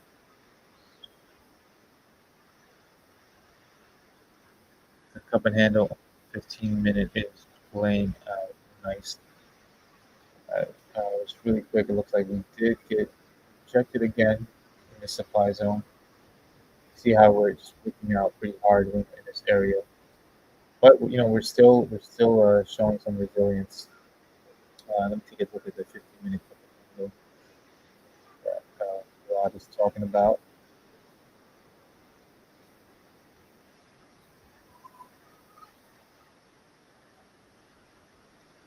Yeah, I mean this is kind of like it's kind of like a couple of cup of handles, right? This was the original one that we were looking at.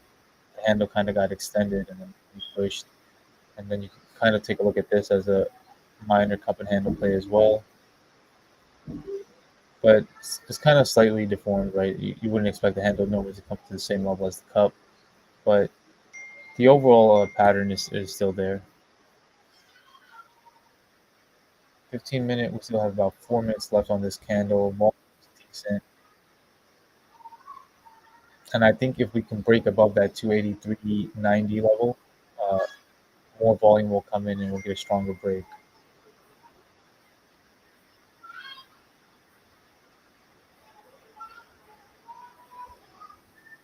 RSI looks like it's starting to curve downward now, so we may have to pull off a little bit before we can come back and test it. So as long as if we do correct, we just correct sideways for a little bit, hold the level, create a base, and let the RSI cool off.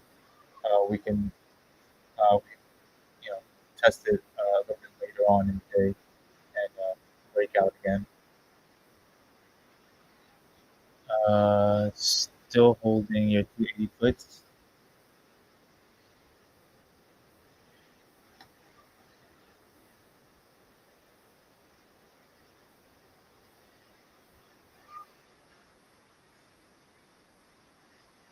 What's your break even on those?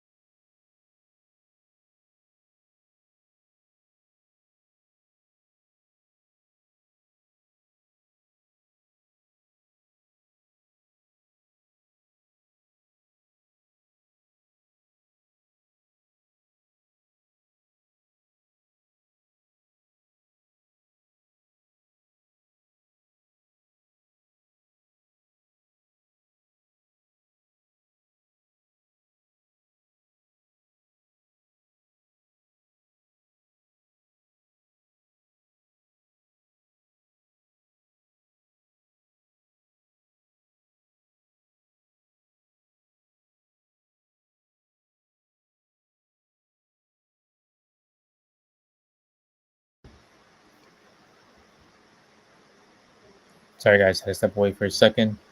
Um, if we will be good if we break 284 today. Yeah, if we break 284, then we can really run because that's the high that we've had so far on this rally.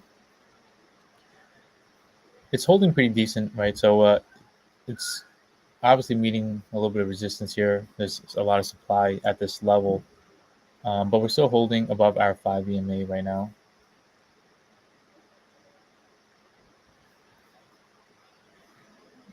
As long as we, trade sideways, we'll kind of like allow our side to cool off a little bit, and we'll consolidate at this level and kind of like build a support at this level, build a base right there. Um, break 286 is the best, possibly late afternoon or next week. If we break 283, then what would be our next level of resistance? I think after if we break this 283 level, there's just like, you know, on our recent rally is it's very close. It's just like another few cents. It's like 284.26, right? So that would be another level.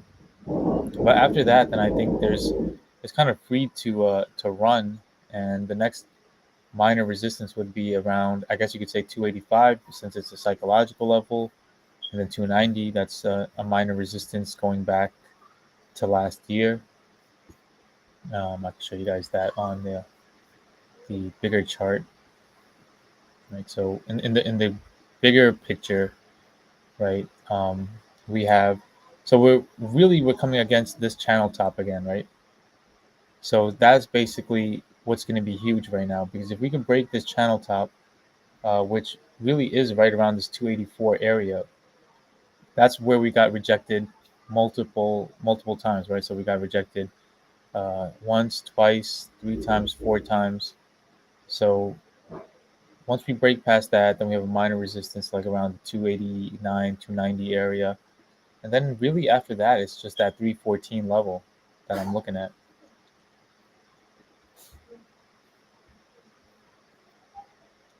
Double top on the bigger picture, Edwin. Yeah, that was kind of like the fear. That's what I mentioned a while ago that this could kind of potentially form a double top over here. But we kind of eliminated that possibility by bouncing where we did, right? So in the bigger picture, we had our 21 EMA as our support. So we kind of eliminated that double top right now, in my opinion. Right now, the main thing that I want to see happen on the bigger picture is us to get rid of this divergence that is playing out, right? You can clearly see that we have lower highs on our RSI in the daily, and we're making higher highs in our price action. So I really want to see us get rid of that. All right, we're starting to get a solid push here, right? So we were holding over here pretty strong on low volume, consolidating. Let's see if we get to this level, we can break through with some strength. VIX on a slide down as market overall creeping back upward in the green. Yeah, the overall market honestly is like it's hard for me to see who would still be a bear at this point, you know. But then again, I've been calling for like saying that we were in a bull market since January, so that's kind of just what I've been seeing on on the wave counts. So I was saying that we were going higher since January.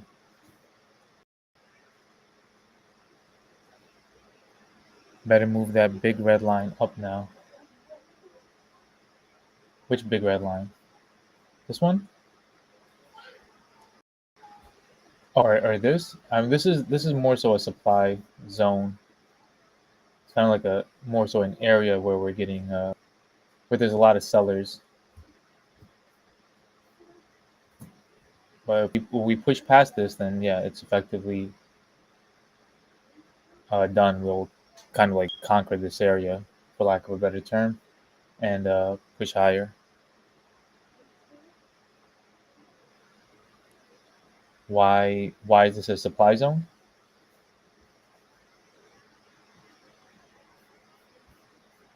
I mean, it's just a technical thing that you can sort of observe.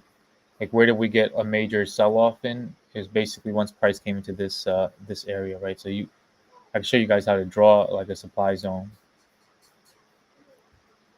Where's my chart at?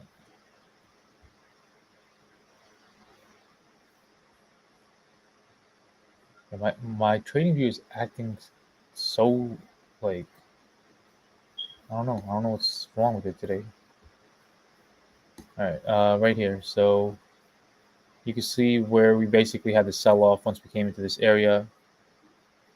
Because once price was in this area, that's when we started selling off. So that's basically where our supply zone is. You kind of just draw it from your previous green candle and just extend it outwards, right, all the way to the top. So that's our supply zone, and we're basically, that's where we're seeing the sellers try to fight and push us down. But honestly, the strength right now is just really strong, which is why we are holding the way that we are.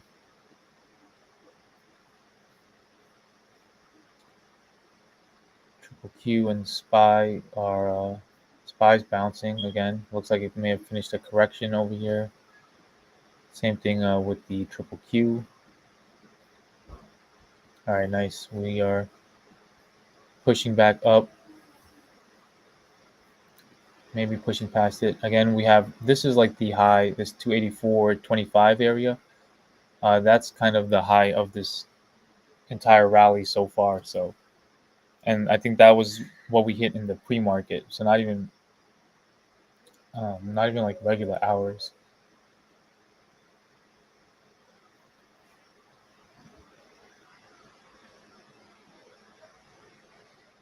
Oh, sorry, Yelton. I've been off for a couple days. I don't know. I haven't been picking up on your jokes. That's my bad.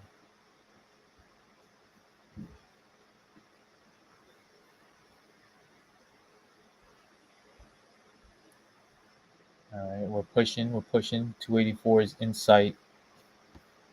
So this is the 5 minute chart. Obviously, the volume is still not as strong. We have 3.5 minutes left. I'd like to see the volume pick up.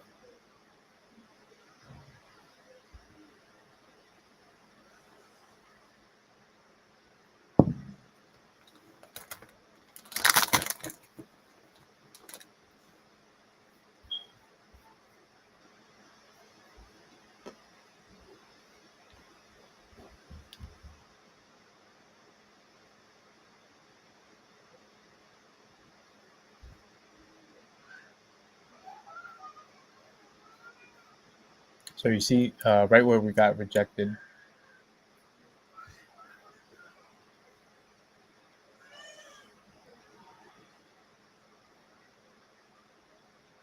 I think we may still come in and break this though. It's just the initial touch point.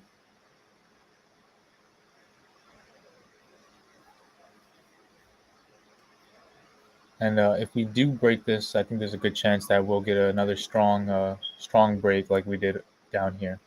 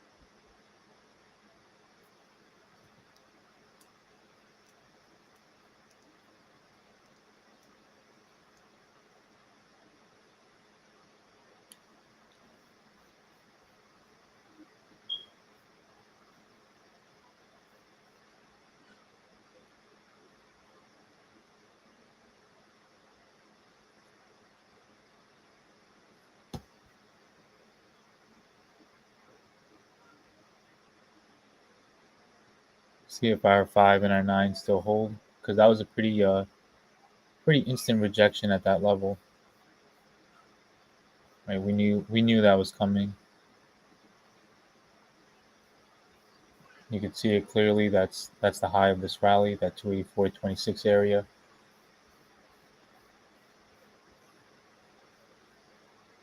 But on all these time frames so far, the RSI, like I said, is not so far extended that we can't still push higher.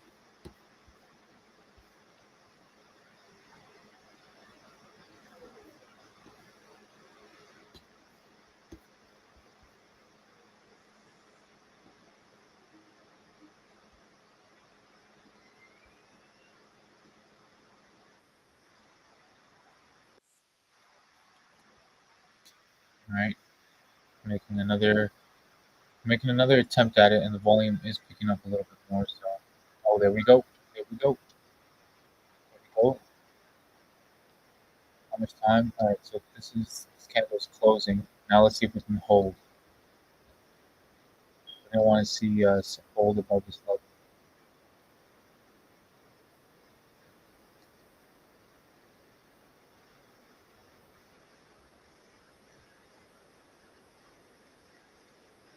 We have 5 minutes, so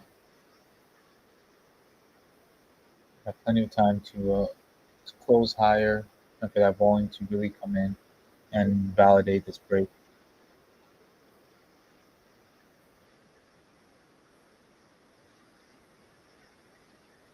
I think we can eliminate the supply zone though. We pushed past that.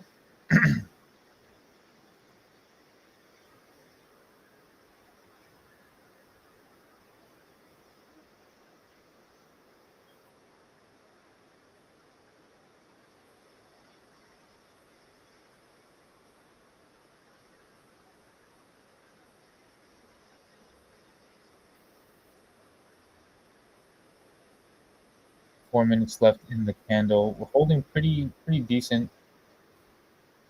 May take a little bit, right? Again, we're gonna have the same thing probably play out with our rising 5 EMA and this key level, and we kind of just form a like a rising wedge over here, and one side has to break out or not. So like, my trading view is acting so wacky right now. I probably have to like shut it down and reopen it, but I don't want to do that right now.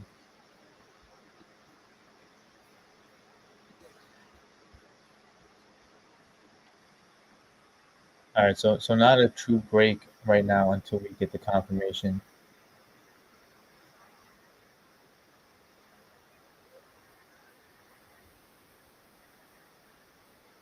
Now, keep in mind this level right here is not just that it's our high on this rally, right? It's also in a much bigger picture. It's this rising channel top over here, right? So you can see multiple times we tested it once, twice, 3 times, 4 times, five, six. This is the seventh time that we're testing it, and every single time we haven't been able to break through, hold, and get confirmation. So it's really important that we get a strong push above this level.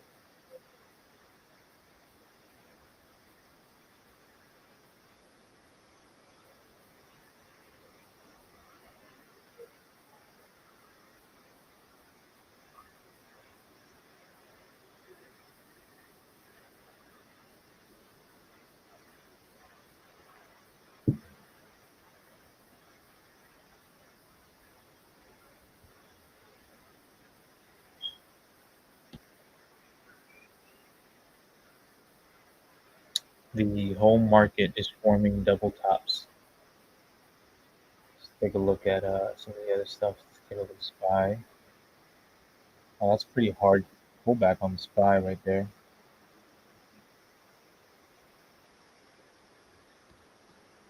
Triple Q. Um, One good thing though is you can see that there's not like a major.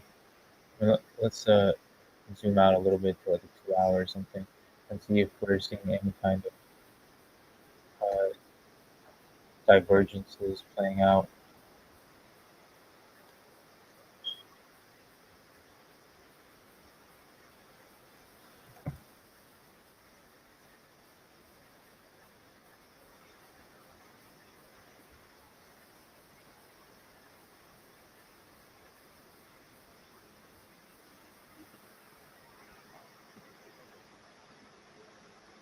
Testing it again. NVIDIA pulling back.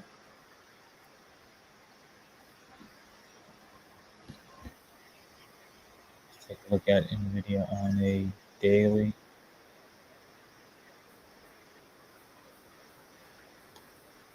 Still above its 21 EMA. So again, the trend is still intact.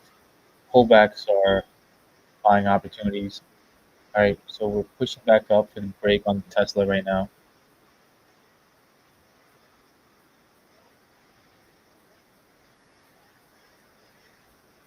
The NVIDIA trade is getting spanked. Well, you don't have any expirations, right, Fuad? So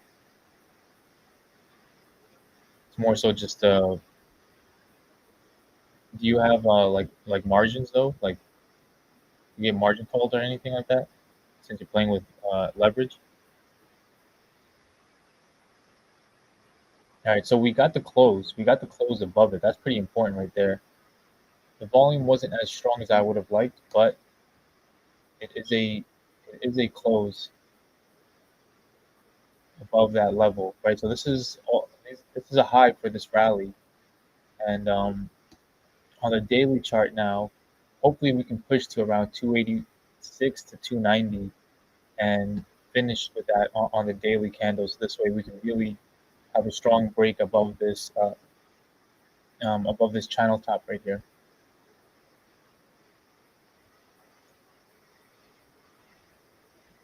I lose only if Nvidia drops with 10% within 10%. Got you.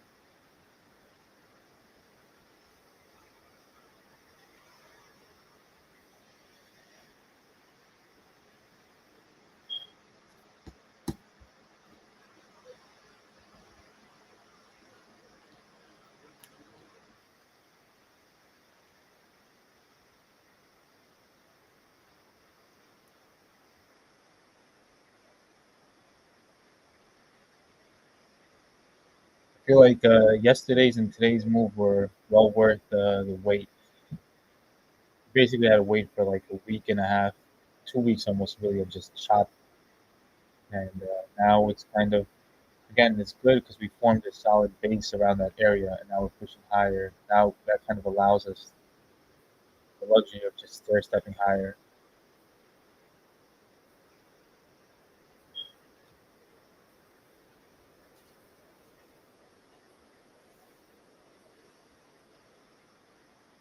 284.70, still pushing.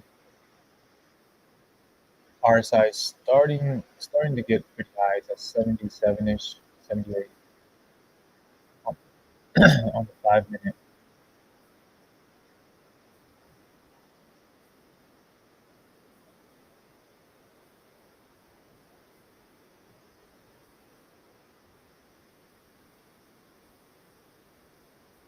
I'd rather it take its time and, and get up there slowly because I would like to see it get to a level right like around 286, 287, even 290, and finish the day, close the day at that level, as opposed to hit it early. Right, it's only 12:52 to hit a level early like at 287, 288, and then we end up pulling back, and then on the daily we see a wicked out candle. Right, so I'd much rather it just take its time and slowly stair step up the way that it has been doing. So this is nice price action.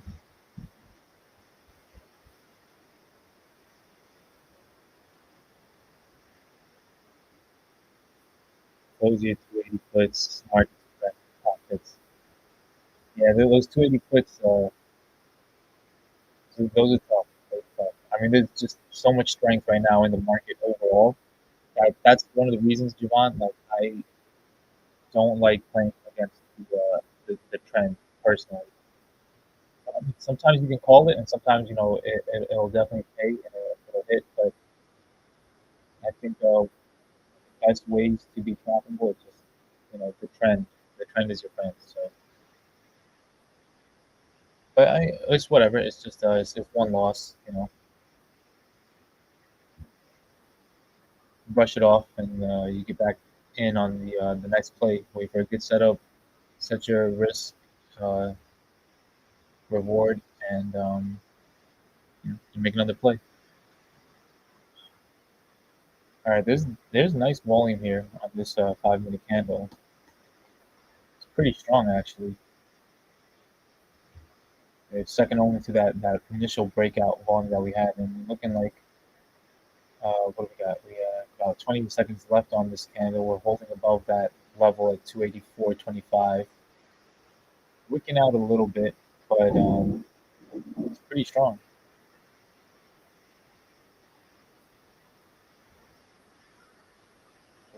285 on this candle and close enough. It's a pretty decent confirmation right there. So now, really, the only thing that's kind of like working against us is where I wouldn't be surprised if we get a little bit of a sideways move or even a slight pullback to the 5 and the 9 EMA, because our RSI is pretty high and it needs to cool off a little bit. How's the SPY and everything holding up? This is on a 2 hour. Oh, I was trying to find trying to add the RSI to this chart. So I can see if we have any kind of bearish divergence or anything. No real bearish divergence here at all. Slightly only, I guess, because we are making higher highs and the RSI is just as high. I don't think that's too concerning. And don't pay attention to this count either, because I may have to redo this count. I haven't looked at this count in a little while, so I don't think that this is still playing out the way that I was initially picturing it. Triple Q, same thing. No real divergence. Let's take a look at a large time frame.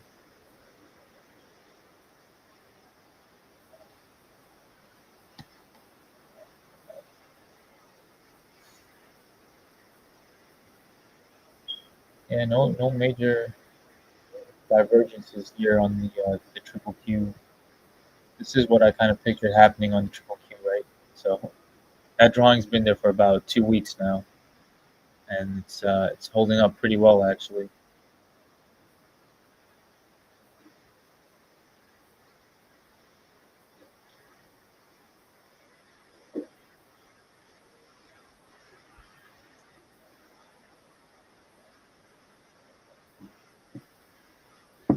Did Nvidia bounce back? What's Nvidia doing? 465. Let's take a look at it on a 5 minute. See if corrective move is finishing up.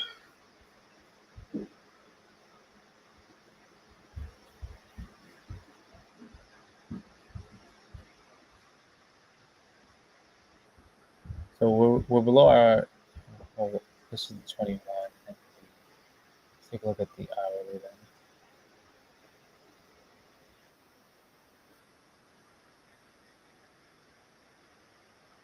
1, 2, 3.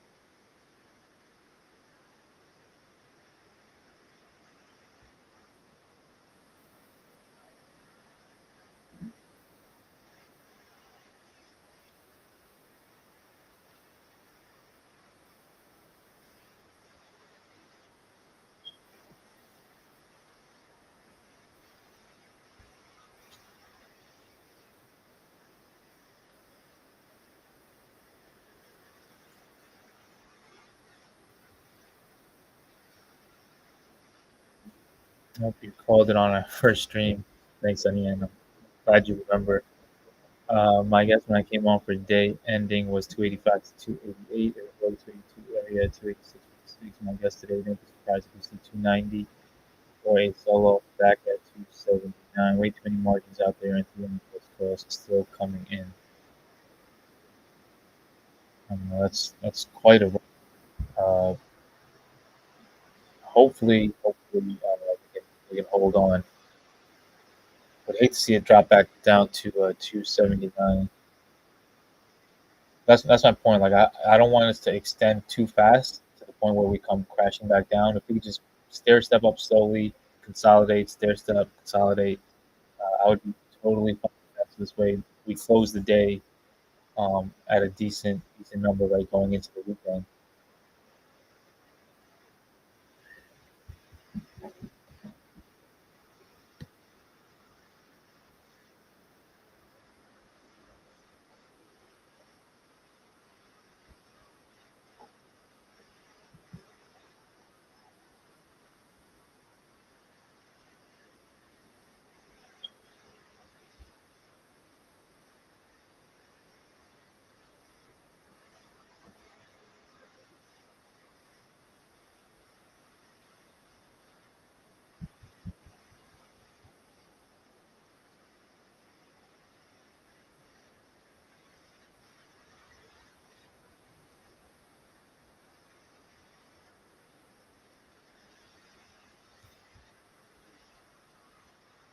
Yeah, Tesla has been pretty resilient, to climb this high and to consolidate and hold those levels when it was like, was diverging from the market. It looks like over here we're gonna have to correct a little bit and cool off the RSI.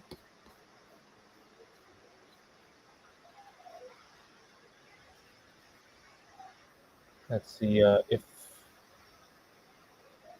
measure this rally right here and see what are some besides these levels now, which these were previous resistances. Now we could kind of take them as supports.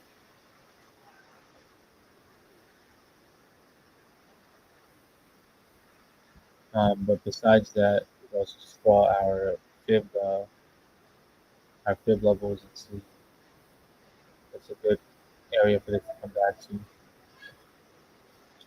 Possibly around 281.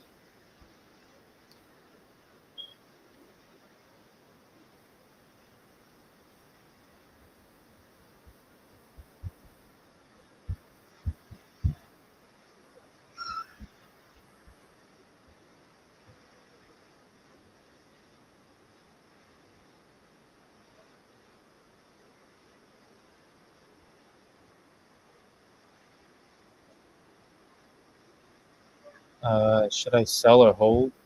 Hi, Rizen. I can't really say. I don't know what your position is when you got in. If you're, if you're up or you're down.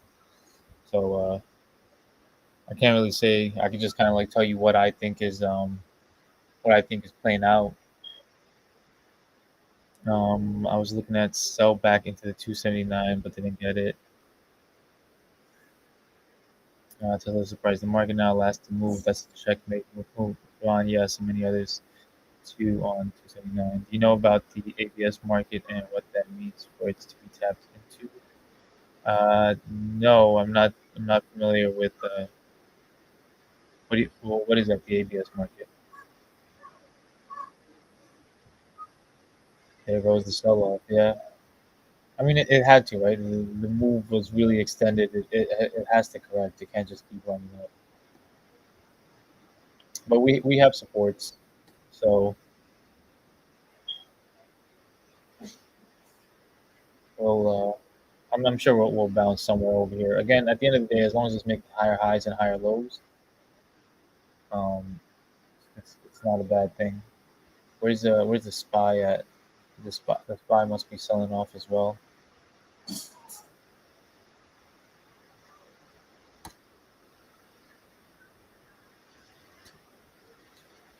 Spy's at 449.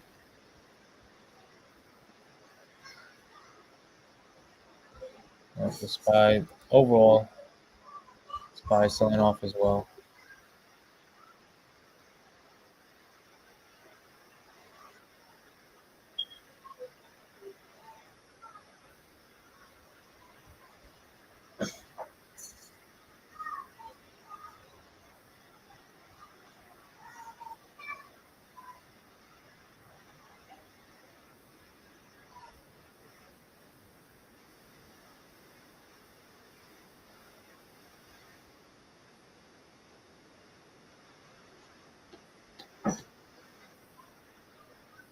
Um,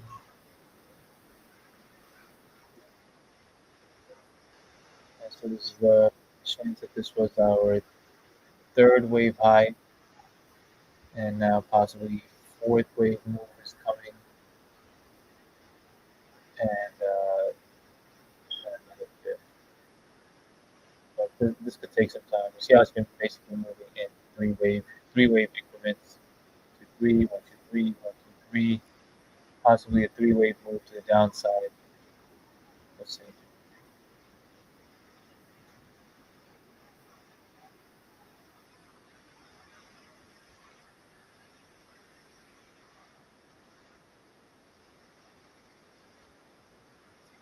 On the minute, see if we found support somewhere. This is around the 281.80 area. Where is it going to bounce from? I'm not too sure right now. We kind of just look at the RSI, see where it gets into like an oversold area. We look for bullish reversal pattern. Look at support levels that we have now, right? So these levels that were all prior resistances are now all supports.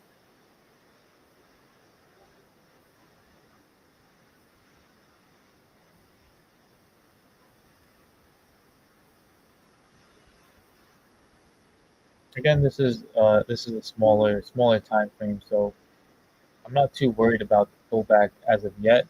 It really depends on once it starts to once you start taking out your lows and stuff, and you start making lower lows, that's really when you need to be concerned. Otherwise, pullbacks are just pullbacks.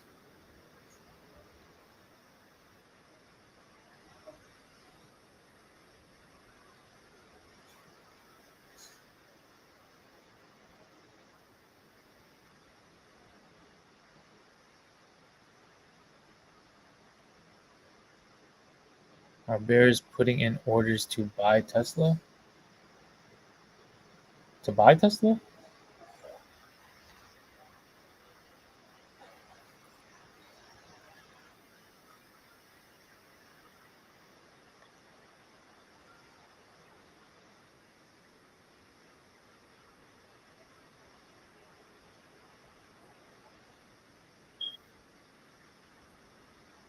So that's kind of like what I don't really want to see for the end of the day is for us to wick out again at this channel top. So I would have rather us made this move more towards the end of the day, so we finished the daily candle above the channel. But we'll see. It's still only 1 o'clock. Probably just needs to correct a little bit, let the RSI cool off, and then bounce back. But also, the broader market is probably if the broader market doesn't bounce, then that's probably going to have an effect, obviously, on Tesla as well.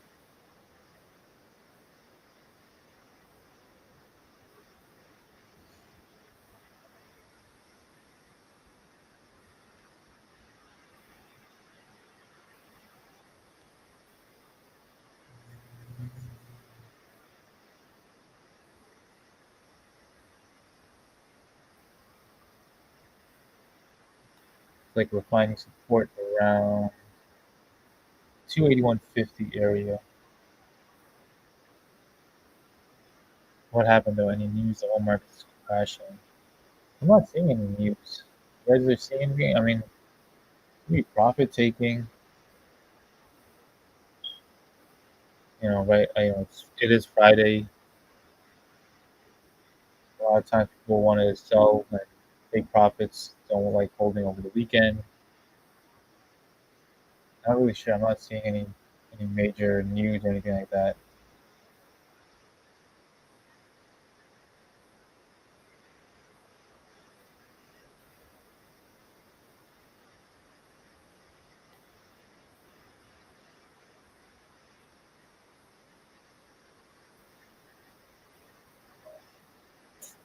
Nvidia is testing its 21 EMA on the hourly,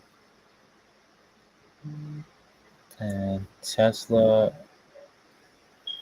We'll check it on the hourly as well. Like of our 21 EMAs. See if this is.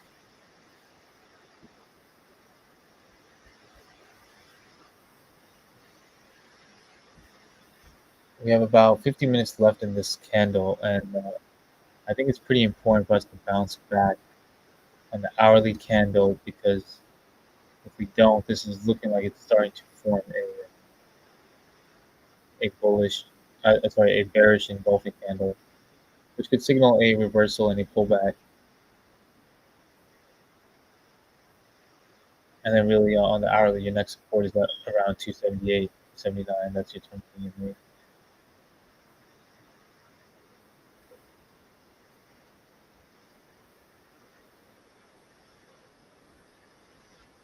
Anybody find any news or anything for what could possibly be a catalyst for the market pulling back like this?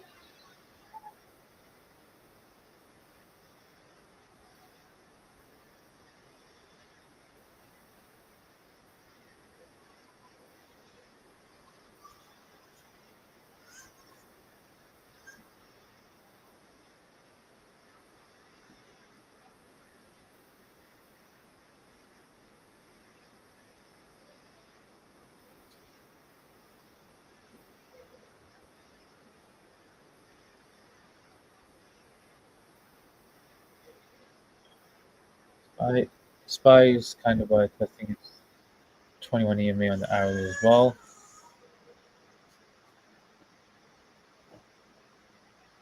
See if that holds for SPY and Triple Q and all of these.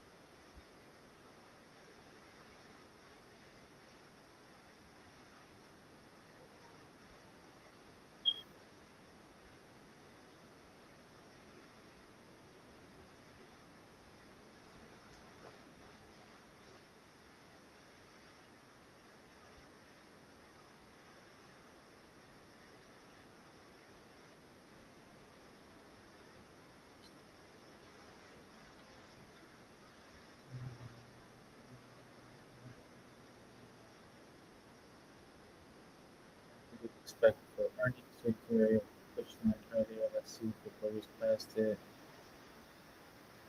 We'll be coming back to 280 level when I close. Loss. Cut props in there this morning.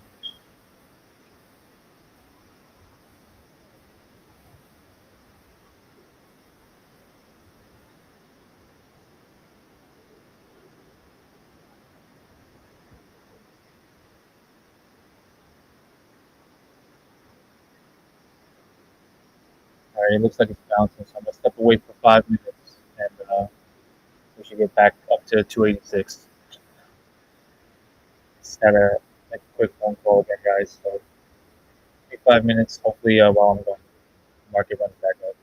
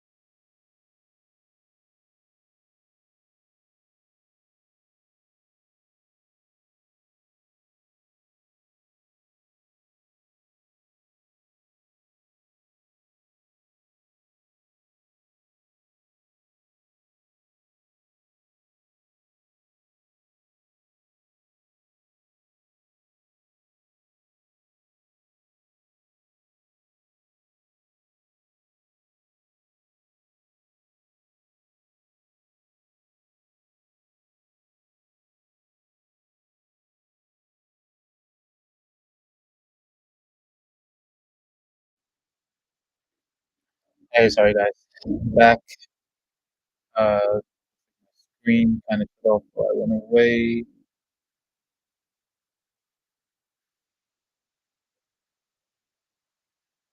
Looks like we found a um,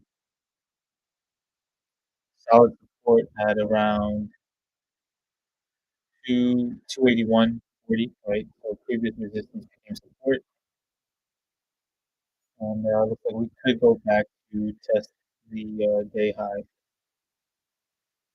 It's nice because RSI cooled off, but we never broke below 50, so we bounced back on the RSI, and now we're back above our 9 and our 5 EMA.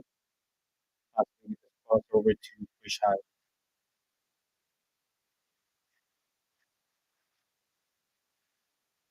Let's see, the overall market looks like it's on support on the EMA on the hourly, and if we take a closer on the 5 minute chart, you see we bounced as well, so we're going to get back to our 5 and our 9 EMAs. Sorry, those are our 21 EMAs.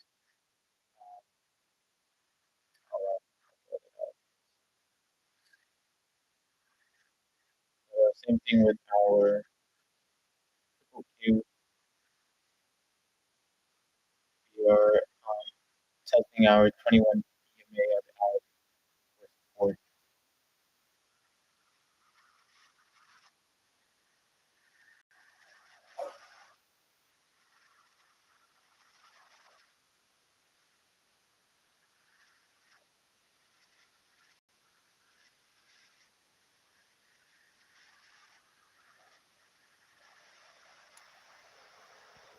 Sangyan, are you still in those calls that you got into at the break of what was it 280? You got in spring, I think.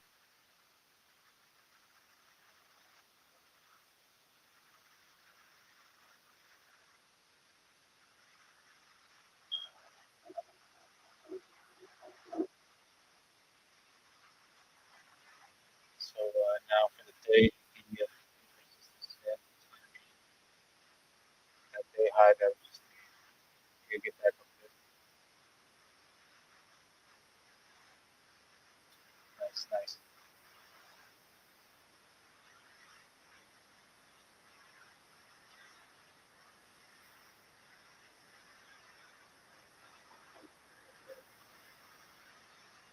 Be careful if you see any like major resistances because I'm not sure if you got a. It also all really just depends on your expiration. Also, I mean, I'm assuming you did not get today's expiry. I hate holding anything over the weekend. Yeah, I mean it is stressful, but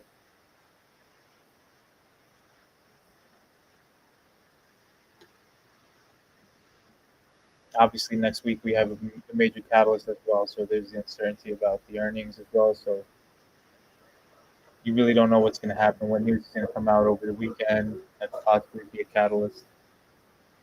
721. Okay. Yeah, so next week. So I mean, then if that's the case, and you're really looking to take profit today, then just be cognizant of your 5 and your 9 EMAs.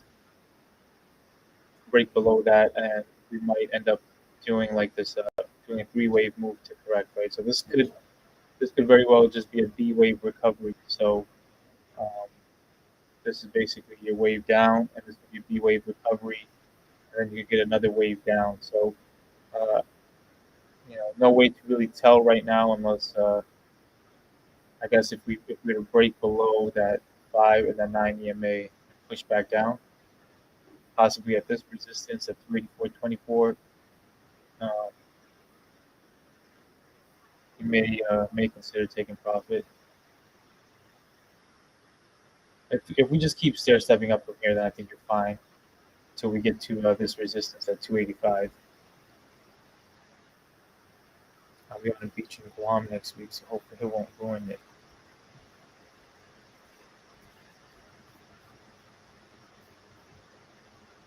That's nice. I'll still be in New York, New York, New York.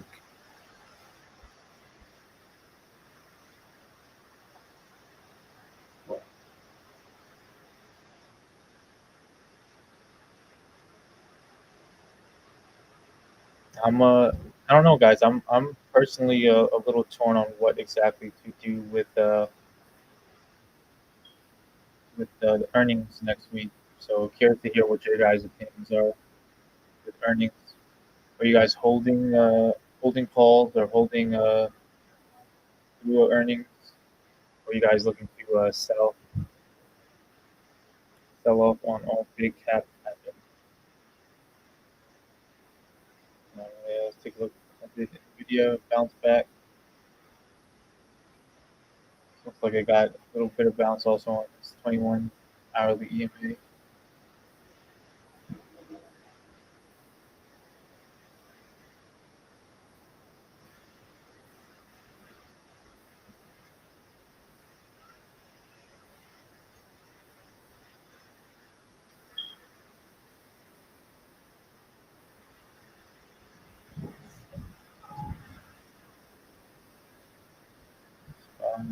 SPY is coming back to life.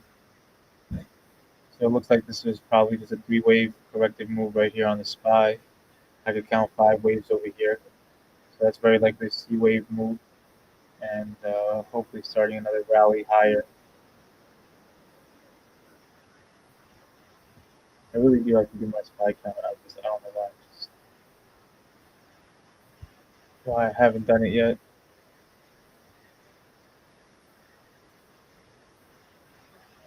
This week has been super hectic, and it's between like watching Tesla all day and just everything else I got going on. It's just really having time to look at anything else. The earnings, many think 295 to 305, but bears have something else in mind. Yeah, honestly, I was thinking something similar, Yelton. I was thinking like we might get to like that 295 to 305 right before earnings, like between Monday and Tuesday, and then it kind of makes me think like the opposite is going to happen, like whatever happens before, right? So if we pull back before earnings, I'll basically be expecting earnings to to like bounce higher for us, and then vice versa. If we run up before the earnings, then I might be thinking that earnings is gonna pull back. So that's why I'm kind of like just waiting to see how the price action plays out, so this way I could figure out my waves and everything.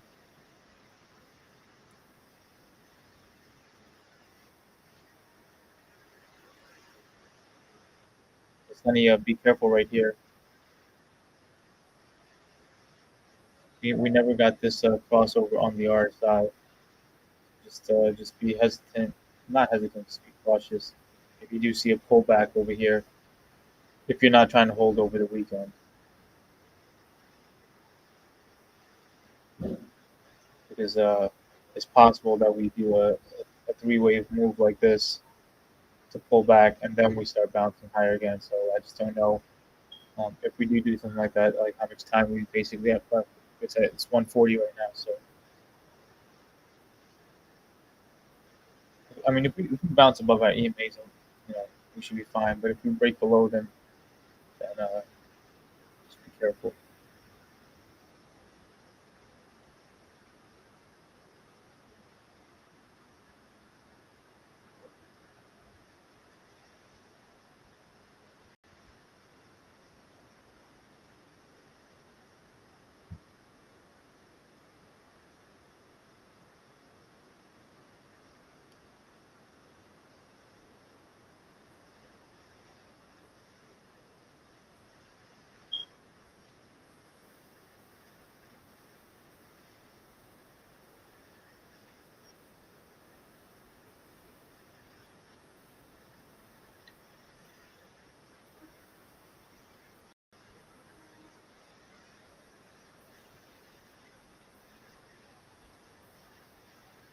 Look at it on the 15 minute.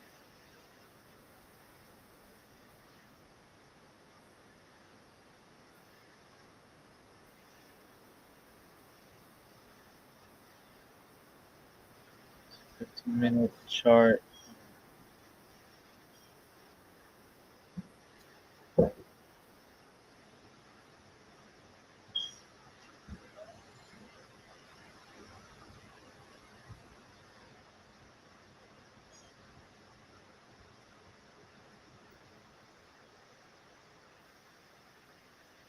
5 minute, we look like we're heading back lower to test the 50 on the RSI again. And our next level of support, if we can't hold above the 9 EMAs, and be back at this level at 282 20.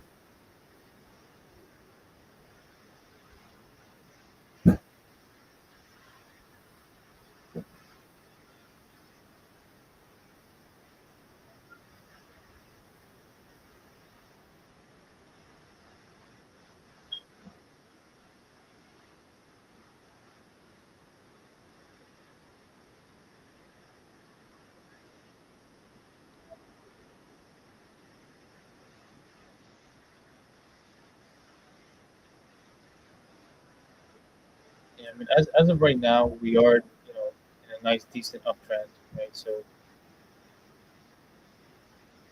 just sort of like making higher highs, higher lows.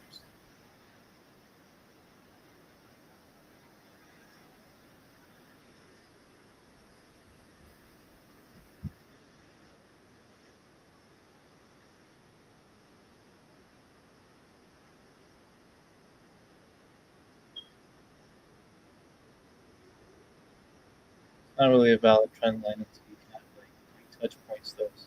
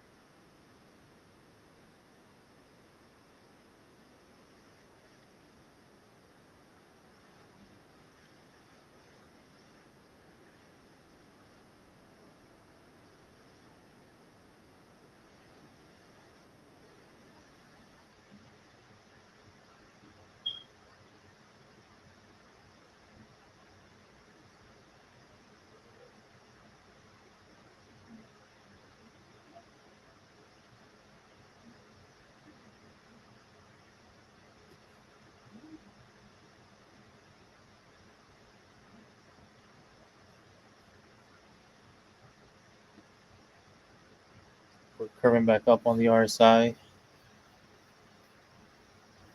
Need a There we go. So we broke below the EMAs, but this would have to confirm, right? We would need confirmation. Close below it, but looks like we're bouncing back, so that's good. Triple Q is let's look at the smaller time frame.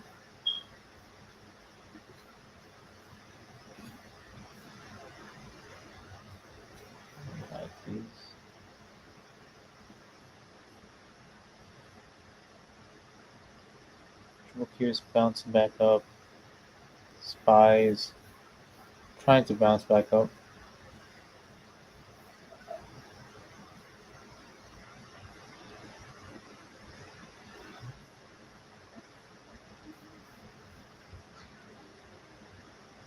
I think there's one more big push as well.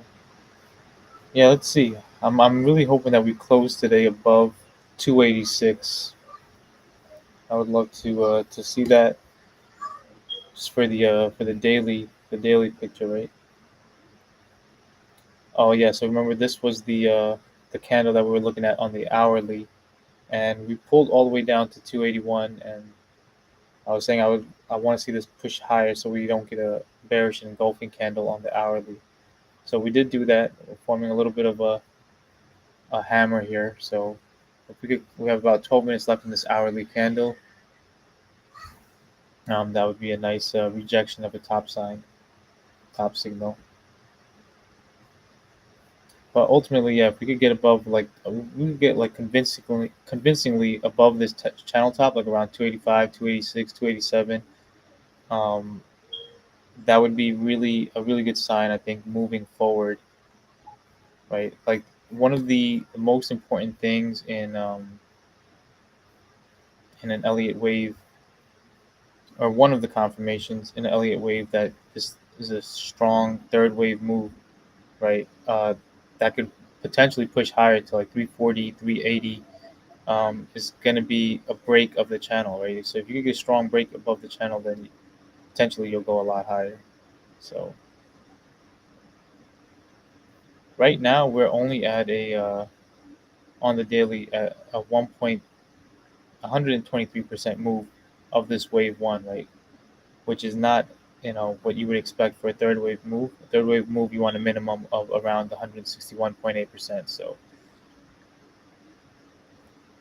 So I think a convincing close above this channel, 285, 286, 287, uh, for the end of the day would really position us for a strong move next week, right? And actually might convince me to hold for earnings. Same here, 286 and above would be good sign of pushing higher. Yeah, definitely, Donnie. It's that channel top that has really just been like hindering Tesla. We've been rejected there like numerous times. Right, I have it drawn up over here on this chart as well. And you guys can see like I've circled all the points that we basically touched that channel top, and it's either been support or resistance. And on this rally up since January, it's been resistance once, twice, three times, four times, and now it looks like you know it's going to be a resistance for us again. So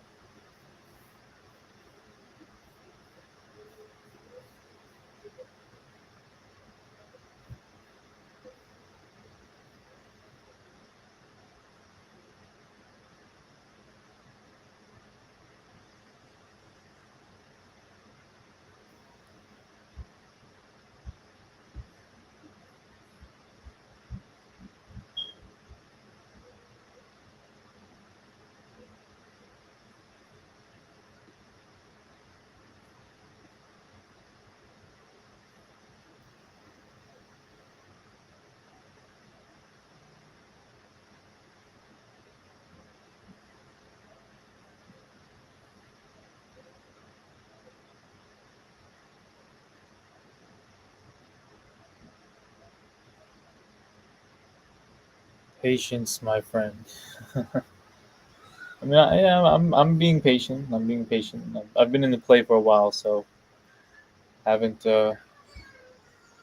haven't lost my patience yet. I think there's still room for upside on this. It's just that as we get higher, the risk to reward kind of like gets less favorable. Yes, we'll buy again at 286.85 confirmation first breakout confirmation. That is right, right. So strong breakout on the daily of that level would be a solid buying opportunity. Again, you know, the move has run a lot, right? So as a swing, your risk to reward, right? It really all just depends on how high you think you're going. You can see over here, I basically have drawn in there's definitely a lot of supply over here around this 310 to 314 area. So a breakout above 286 could see us go there, and then possibly meet some resistance, find a lot of sellers over there to push the price back down.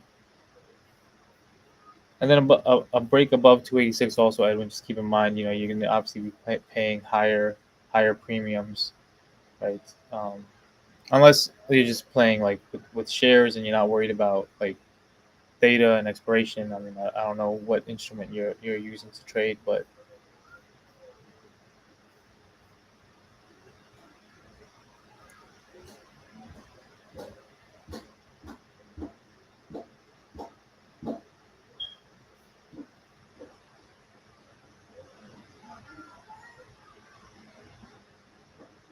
all right, guys, it's 1:52 right now. I'm probably gonna get off at 2. I'll leave my chart running though, and then just pop back on at power hour. A couple of little things I have to take care of. Um, but I'll leave the chart up for you guys instead of just closing out for the day. I do want to see how the day closes out from power hour to see if we get a strong push one way or the other. So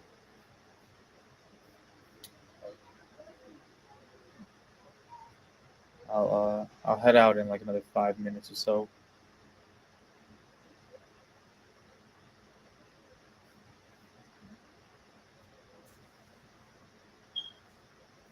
Buying shares. Okay, got you.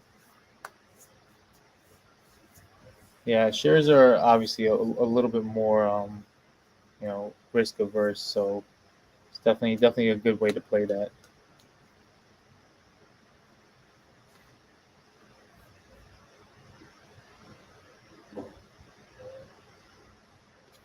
And then today, a little bit later today, I think right after close, I'll try to post a more comprehensive, not comprehensive. Like we've been following this play more so like on the micro level, right? Looking at it at a 5, 15 minute uh, you know chart.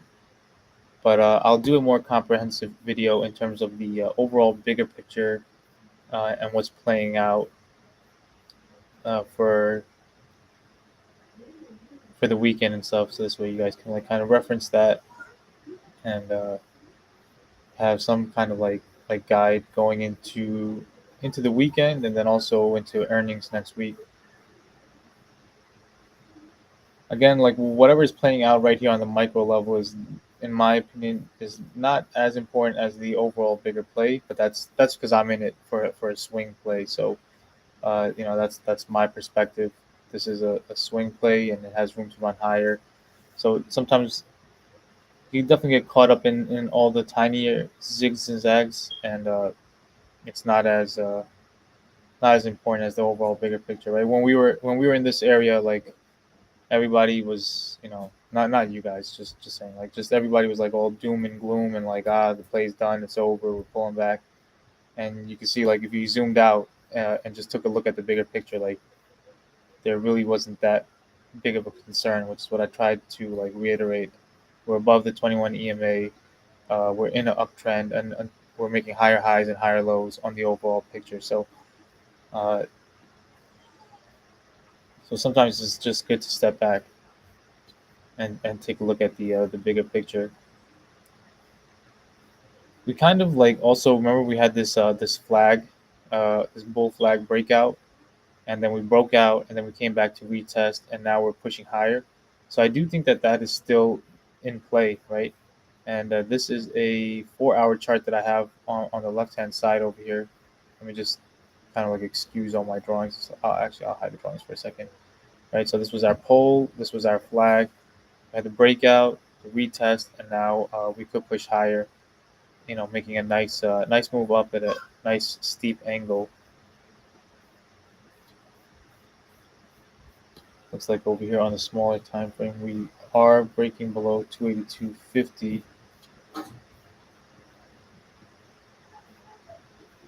So again, we have support over here, but most likely if that breaks, then we have support at 281.40 and then 280.47. So it's really just if we were to draw this level, 50, yeah, like a 50% retracement would bring us back down to around 280.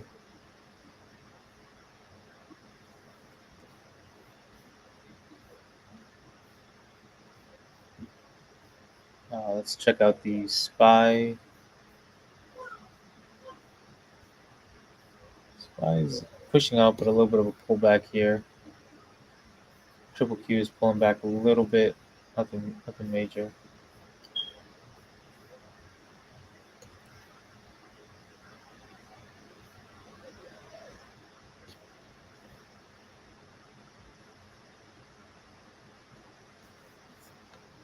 So RSI is testing that 50 again, that 50 level. See if we can bounce back above it. If we break below the 50, then good chance we will be pulling back some more to our next support levels. But we could bounce right over here, cross over on this RSI average line. Could push higher for the rest of the day. I don't know about you guys, but this week is like just watching Tesla's like really exhausted me.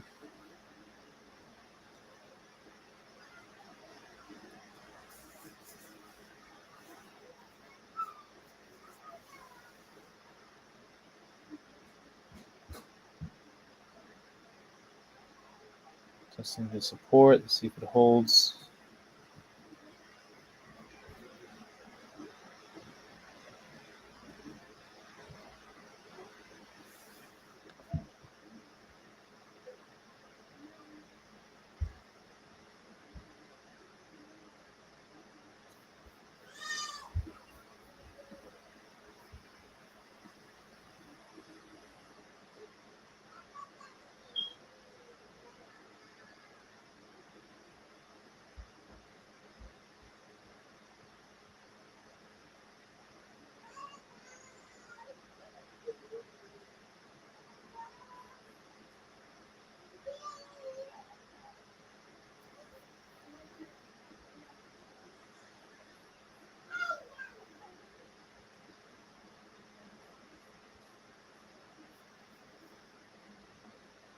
Could also try to understand this as a zigzag, in which case we could look for a one-to-one level.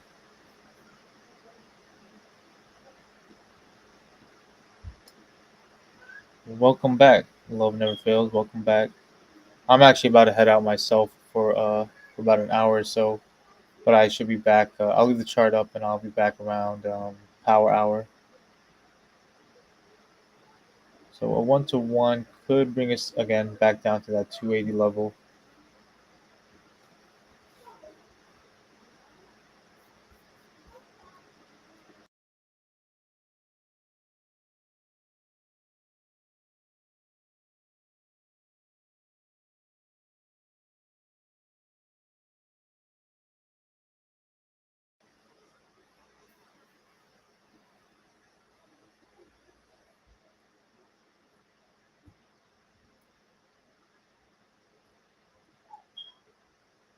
All right, looks like we could bounce here. Again, we have support at 281 and 280 at these levels. So I'm gonna head out for a little bit, and I'll leave the chart up so you guys can follow along and everything. And I'll be back power hour. All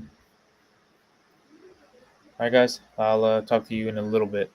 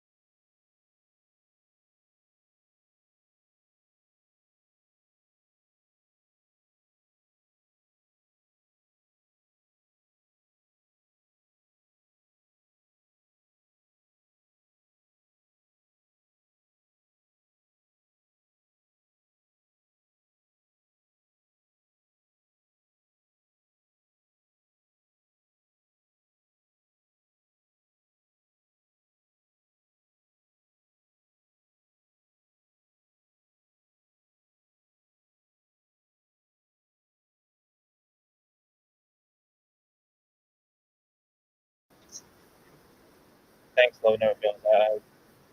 I was muted. Got to unmute myself.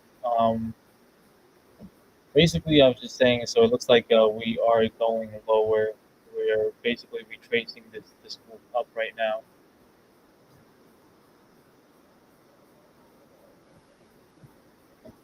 Still can't.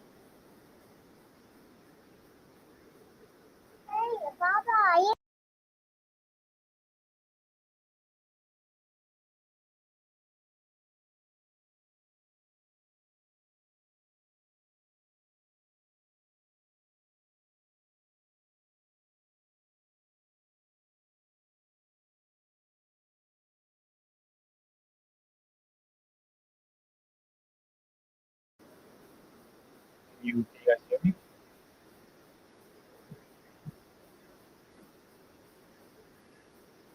Basically, guys, it just looks like a retracement now after the push up. Question is what is it? Is it retracing? What's the group that it's retracing right now? So for Tesla itself, it looks like this could be a one, two, three, four playing out, right? So we got the three wave move up over here. Right, we got this three wave move up, got the three wave move down, three wave move up. Very likely we're getting some, and we'll possibly get another three wave up. That's if this is playing out as a ending diagonal. But definitely a sharp pullback, and it's not just Tesla. It's SPY as well. On SPY, I'm trying to see if was there any major divergence. It was basically coming to an end. We can kind of see that divergence really playing out over here.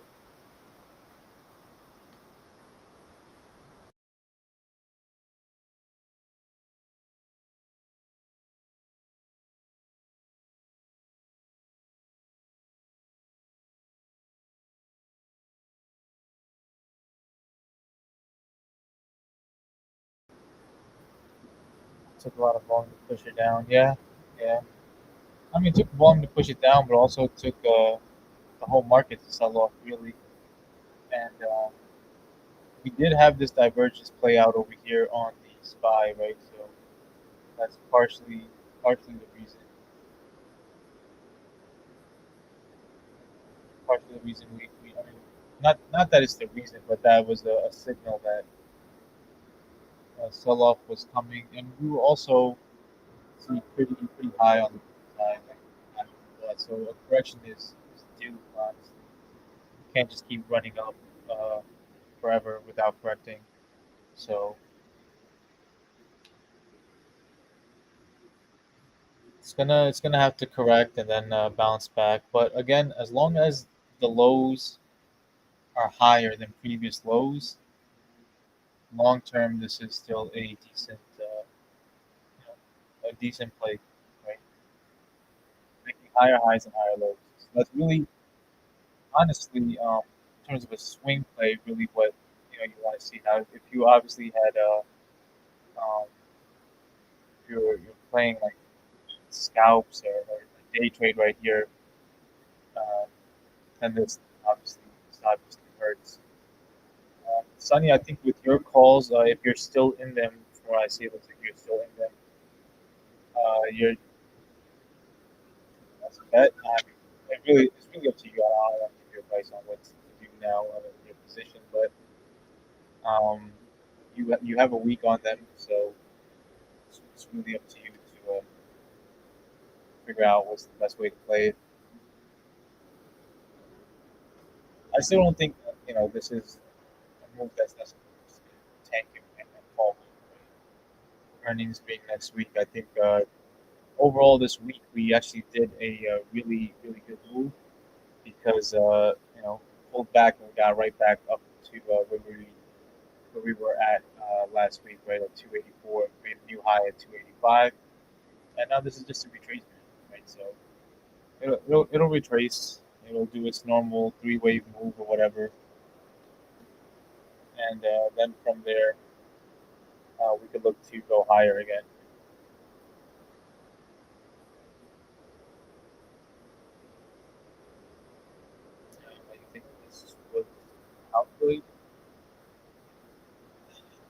I don't know, guys. I mean,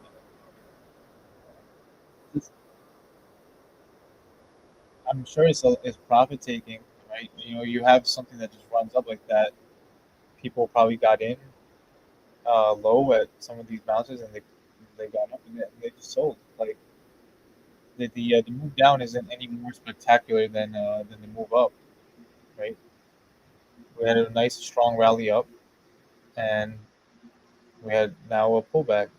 So I don't think it's calculated. I mean, again, yes, there are short sellers. There are people who are short the market, and whatever the reason or the motives are, you know, I can't sit here and speculate on that. But it's to me, it's a normal price action. Like things sell off.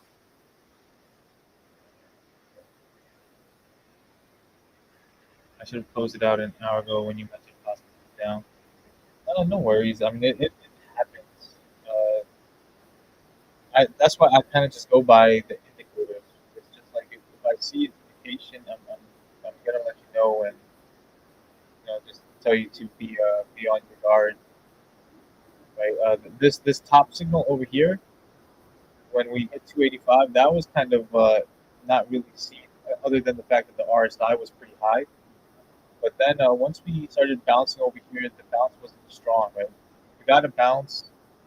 Um, but the bounce wasn't strong. There's no volume really behind it, and then we were coming back below our EMAs over there. It just kind of signaled to me that we're going to correct in a three-way move basically. So at the end of the day, look, we're still at 279. We have about an hour left. If we could hold above 280, it's still pretty decent of a move for Tesla to get up to 280. You know, with the fact that we were so choppy all week, all this week, and all last week and stuff. We climbed up. Would have liked to seen it close above 286 personally, but sometimes that's just how it goes. Green will come again soon. Yeah, I think so, Yelton. I think the play is still not done yet. But this is definitely getting riskier and riskier. So be careful, guys, of your entries and stuff. Right, like the bulk of the move, right, where this thing was just really gonna run up. I feel like happened early on over here, and now we'll probably just like not to say that we will go higher. I think we'll still go higher. But the moves we take to go higher might be a little bit more choppy like this, right? And this is a daily chart right here, but you can see the bulk of the move we were kind of like just going straight up, and now we'll probably go up like this.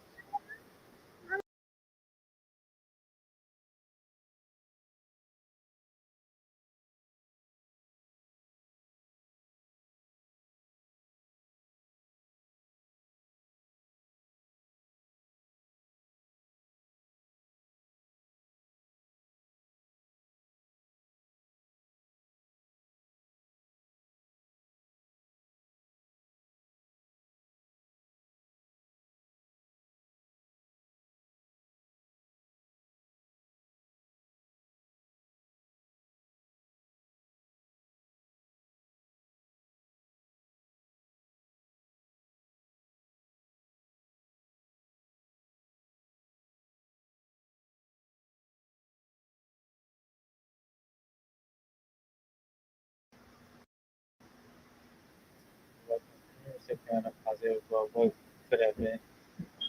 Yeah, trust me, Sonny. I've been there before. Definitely been there before. That's why I mean, it's always good to just have kind of like not even like a dollar amount, not even like a percent amount, but just a pre-planned exit on your entry. So I think your entry was great. That breakout of that 280, right, when you had a strong volume, and we broke key level, right. This move right here, I think that was a great entry. So your entry was great. Your exit, I think, just could have been a little better timed. Right, nobody knows when it's going to pull back, but that's kind of like where you just have an idea in your mind, like, okay, if it breaks below this support, then I'm out. You know?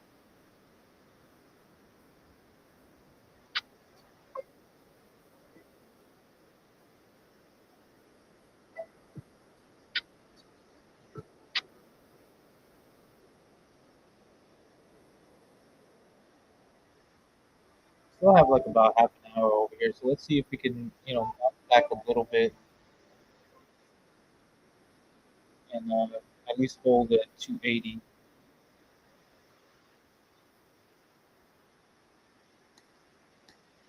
I want to see. So over here, I think we kind of have like a. I don't know if Wad is still in the chat, but we kind of look like we could be setting up for a nice cup and handle. Or the original cup and handle that we were kind of looking at, looks like it kind of played out. I'm just not sure if we still really wanted to take this as our cup and this as our handle. It's a little extended for my liking, but it's possible that we have this cup and handle playing out right here. So this was our resistance at 2-4-ish, probably just a little bit at 2-5. And now this pullback right here could be setting us up for a decent cup and handle.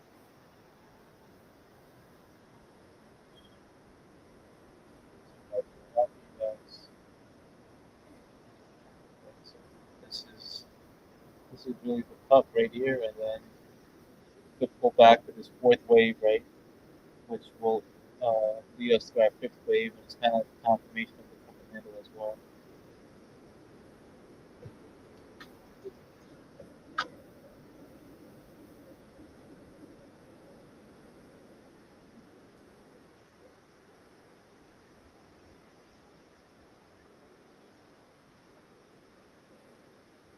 Hey, people are working and paying their mortgage meeting, the lights are on, and people we voted on are the ones saying the session cars are being sold, bought, and Matt's is still on the agenda of Tesla.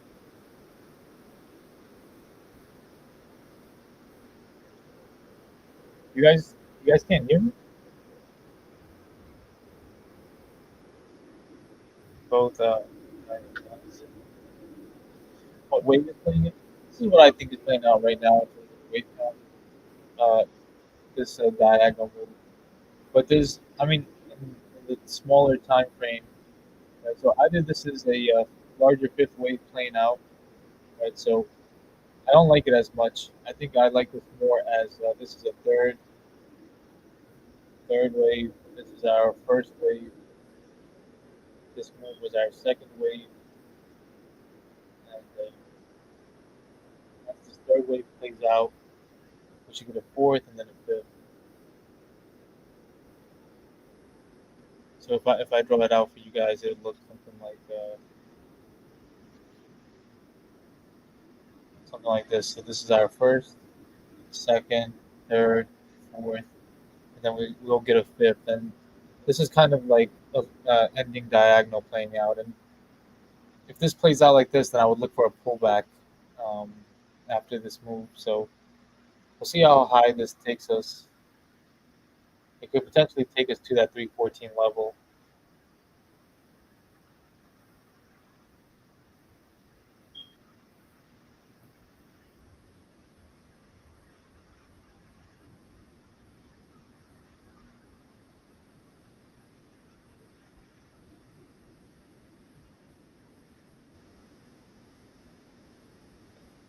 Price now is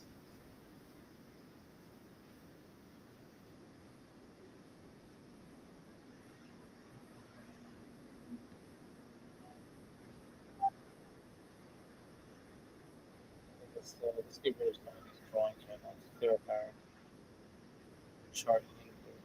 Those drawings.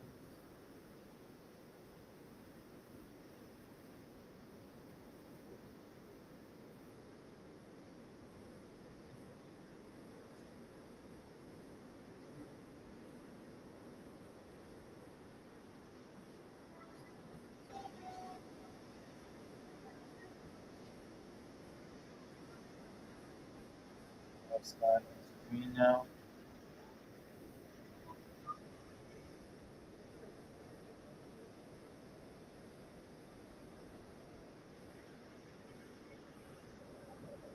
This could be the end of the retracement because this is our three-way move right here. So our ABC basically right here. C is made up of five waves, and it's to a 1.3 extension. RSI is pretty low. It's like this background going up. We take this peak, then we can effectively end this series of lower highs and lows.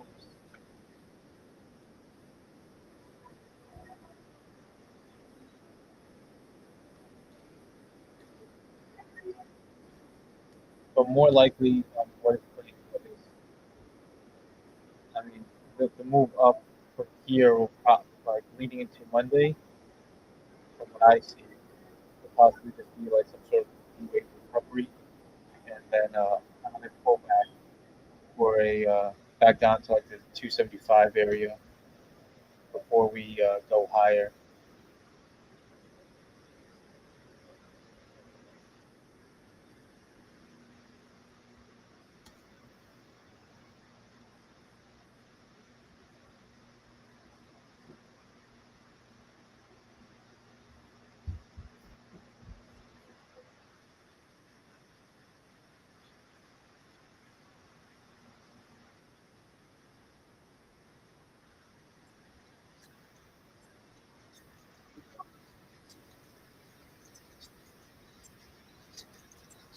All right, so green now is going to do an analysis.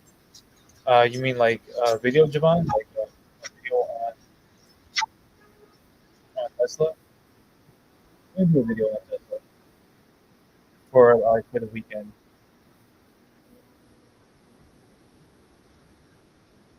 I mean, what I really have to kind of like figure out in terms of my analysis is like this bigger picture, right? Like where we stand in this bigger picture,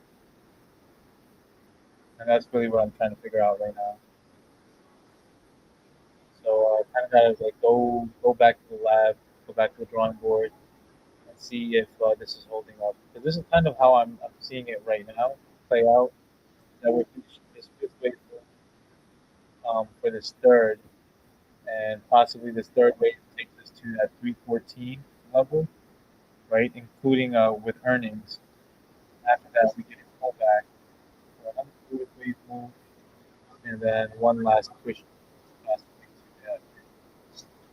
So again, this is a daily time frame.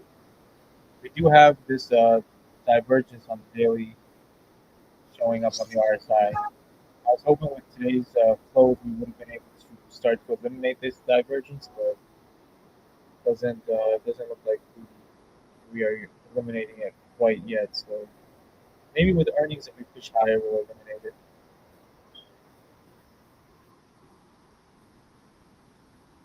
Our pullbacks are stronger than when it comes up. Not not always, not necessarily. And honestly, if you really think about it, just by looking at this, um, pullbacks are not stronger, right? Like, so this was the move up. The entire move up is not just what happened today. The entire move up is really what happened from yesterday, from 270 all the way up to 285, right? So pullback right now is really just from 285 to 279 ish, right?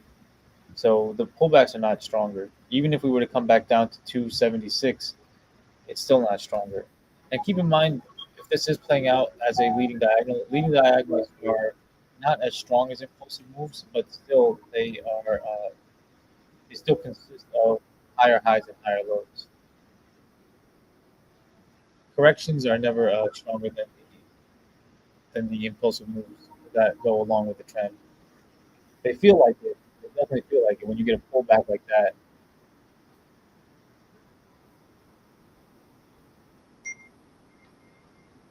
So social media now can discuss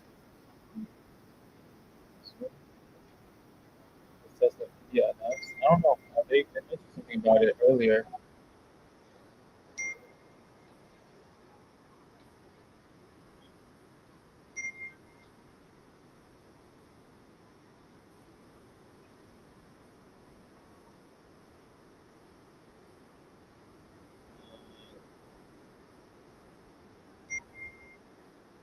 Take a look at this Seeking Alpha article. next week ahead. Tesla, Netflix, Johnson Johnson, Bank of America. Let's see what they say about Tesla.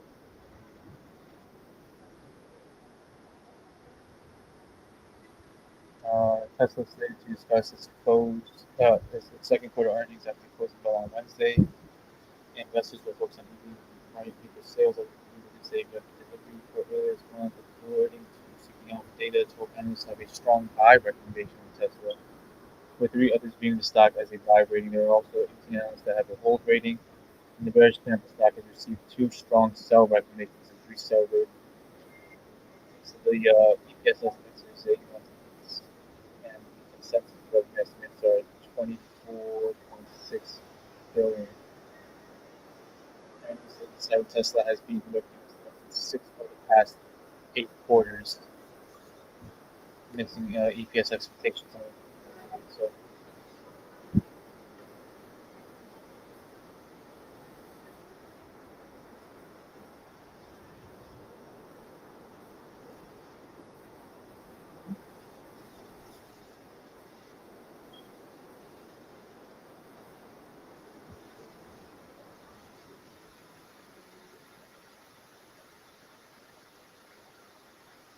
I think Sunny did close it, right? Sunny, did you close your position? Can Tesla beat 300 next week? I think it's possible. I mean, it really all if they beat on their earnings, I think they'll definitely beat 300 next week. But the question is really, like, do you stay in play like anybody swinging it? Do you stay in play and take that risk for earnings?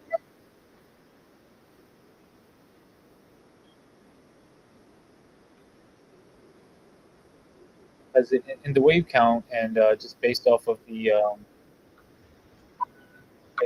technical, Tesla has room, right? So, like the strongest supply zone that really I can see here is around this 310 to 314 area, right? We got the strong sell off last year, which is all the way down to 100. So that is basically like where my take profit level would be. We have a minor resistance over here around 290, which is where I really thought that we would have 288. Really, it's kind of like where I thought we would possibly get to today. But again, the top of this channel is proving to be a pretty strong resistance.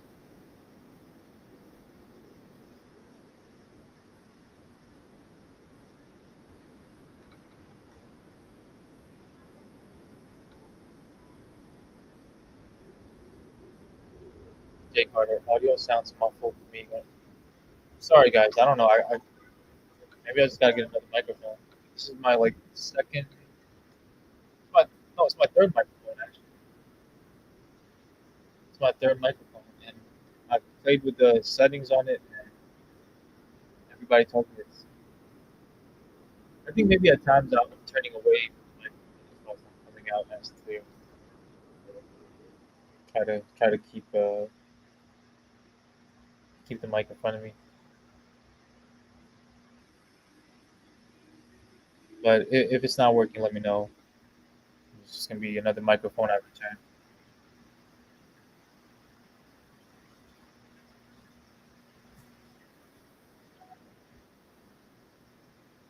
About half an hour left of the day.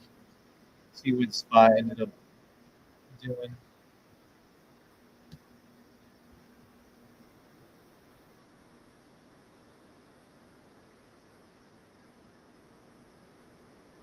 You know, this weekend what I'm gonna do is I'm gonna spend a lot of time on the Spy and the Triple Q.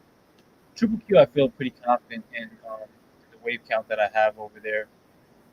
Right, even though we're getting this slight pullback, I think this is pretty much what is playing out. I mean, it was going really good for a little while there until this pullback at the top of this channel, but I think we have room to go higher on the Triple Q still. I mean, we might sideways correct a little bit, but I'll spend time redoing that count and the SPY or the SPX account as well, just to get a better understanding of what the overall market is doing and try to see where Tesla fits into that picture. Where did Nvidia finish for the day? Wow, Nvidia really sold off.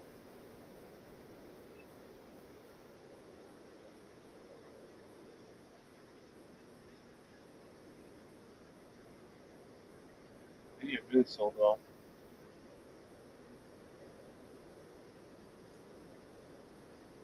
I mean, it's crazy that it's at 450 and we're saying it sold off.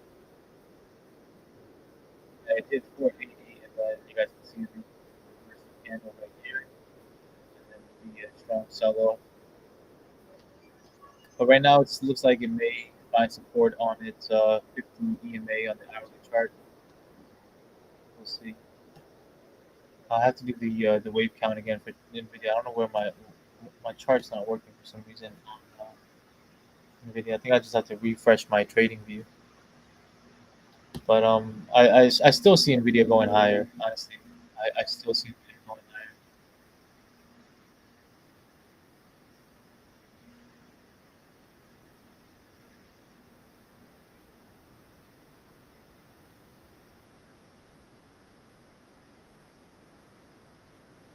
At 279.85, about half an hour left in the day, and honestly, I think close above 280 would be pretty decent. I mean, it's a $5 drop from the high that we hit today, 285, but above 280, for the week that saw us mostly started the week off, I think at what was it, 270, maybe even lower. I think this was Monday. We started off the week at 265. So, you know, we were able to, after as slow as it was, we were able to climb all the way back up to 285.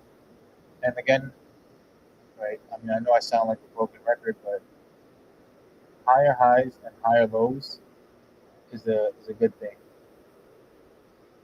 As long as our lows are going higher, right? We have this rising trend line, then we're in good shape.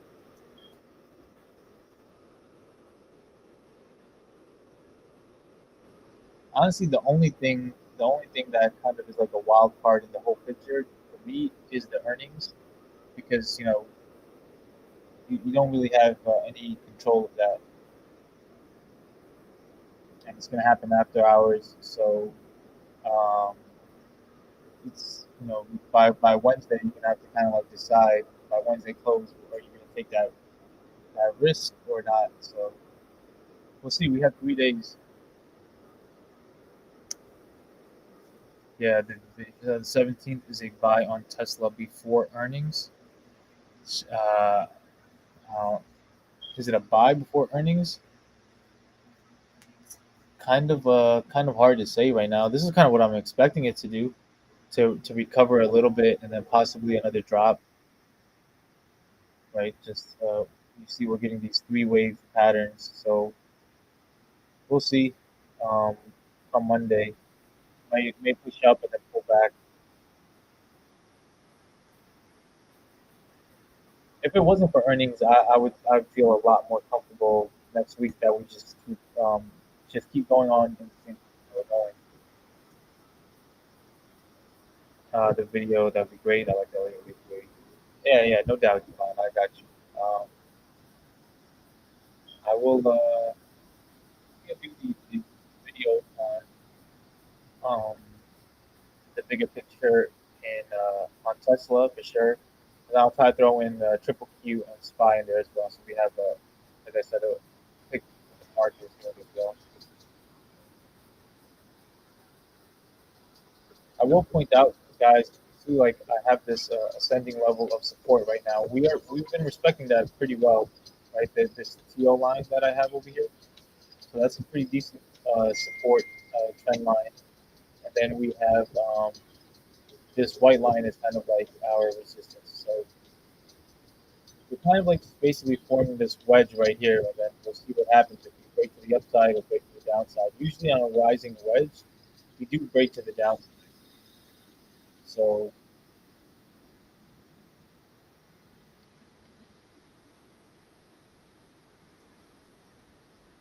We'll see how that goes.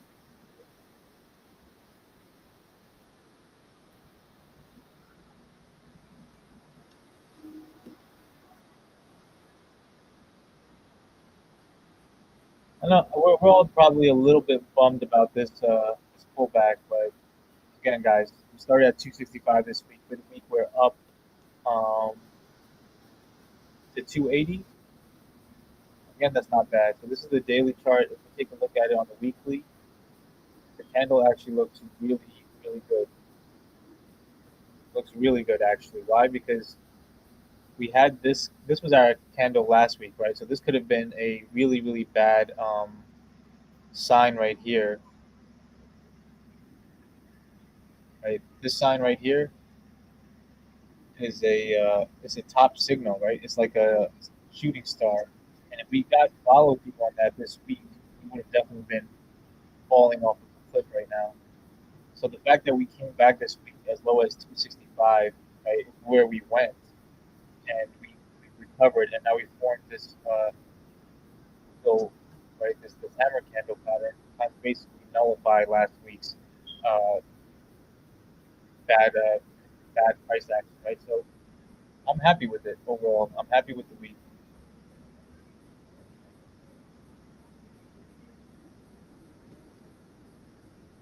It would have been a lot stronger if we could have got that close at 285, like I said, which is why I was hoping that we would have made the push a little bit later in the day. So this way we would have closed heavy, right? And it would have been a nice strong hammer. But as it is, you guys can see that the wick for this weekly candle is longer on the downside, which is more bullish. It's more bullish for us. Earning listed around 1.03 for last week's back 0.82. I'm not too sure. I'm not too sure about all that. More of a technical guy.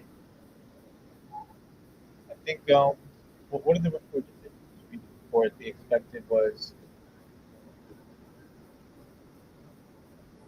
we had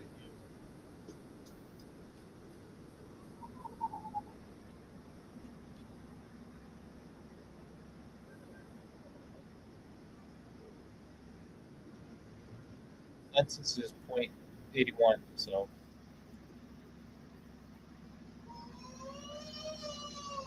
do I mean that downside wick is more bearish? No, that downside wick is more bullish. This is more bullish because what is what it means essentially, guys, right? Like um, what this candle means is that we opened the week at over here at 270, 276, right? We went as low as 265, and then we came back, hit 285, and now we're closing around 280 and change, right? So when you see a candle like this, that the wick is longer to the downside, it's a bullish candle, and it's basically undoing the move that we had in last week's candle. This was a bearish candle, right? The wick was to the upside. These are all like candlestick patterns and stuff that you guys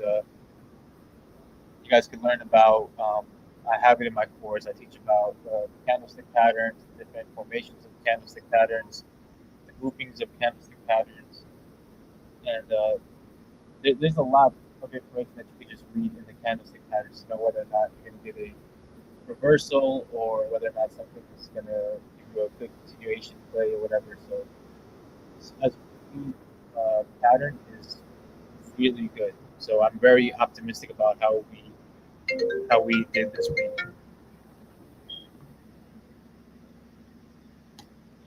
Again, the only knock that I have is that we just couldn't break above the channel top over here, which would have been nice, but you can't have it all, I guess. Right, and then this is the daily, so you can see we kind of recovered on the daily where we could close stronger, right? But now we're getting the weekly top side. So on the daily, it's not as strong, but on the weekly, it's still pretty decent.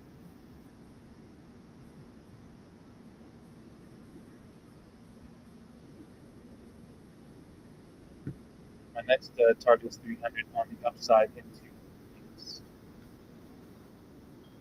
Yeah, I think 300. You kind of just have to play by the levels. 290. There's obviously 285 is not going to be a resistance in the way. 290 level and a minor resistance there.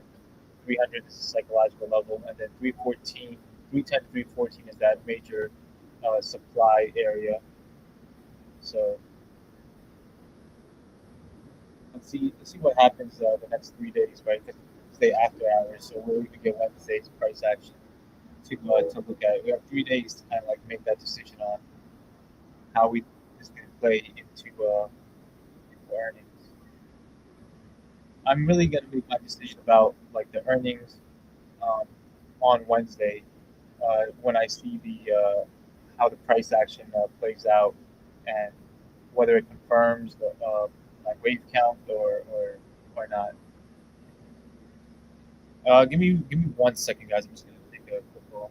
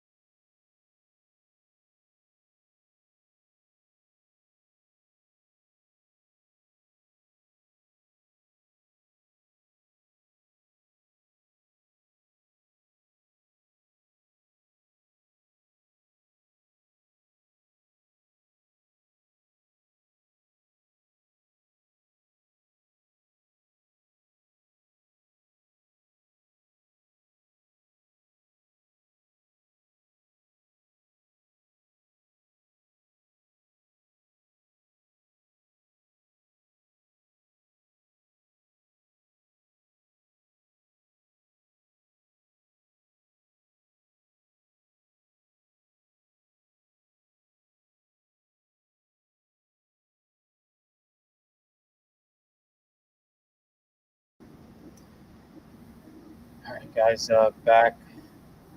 The downside Within the downside, we represent liquidity at bears can definitely feel that wick. Yeah, there's exhaustion wicks and then there's wicks that get filled. Where are we? Where's that chart?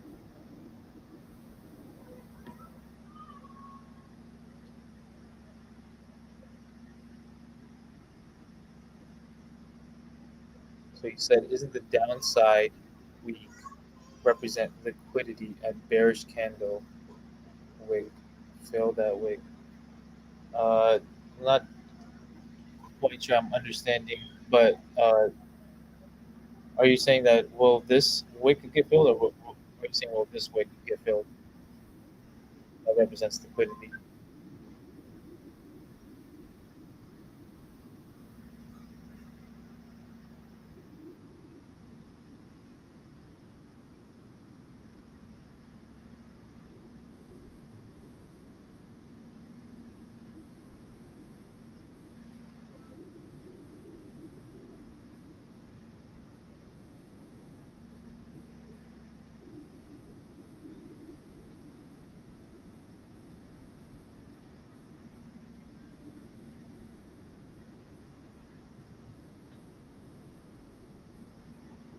Get rid of these. Um,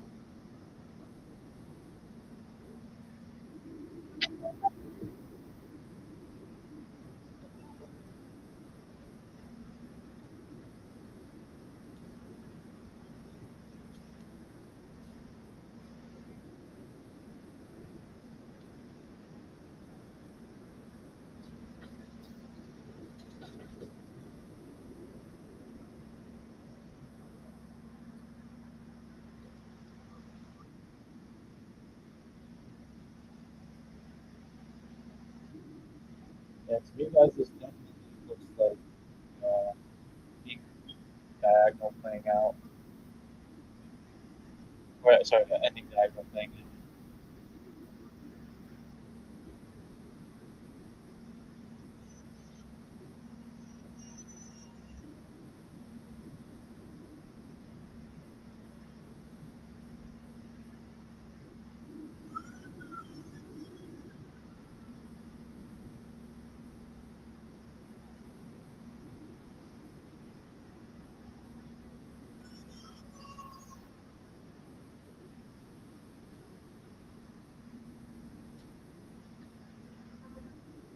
I guess for the rest of the day, kind but kind of go over like the bigger picture. I'm gonna do a video on it, but just a kind of like quick recap.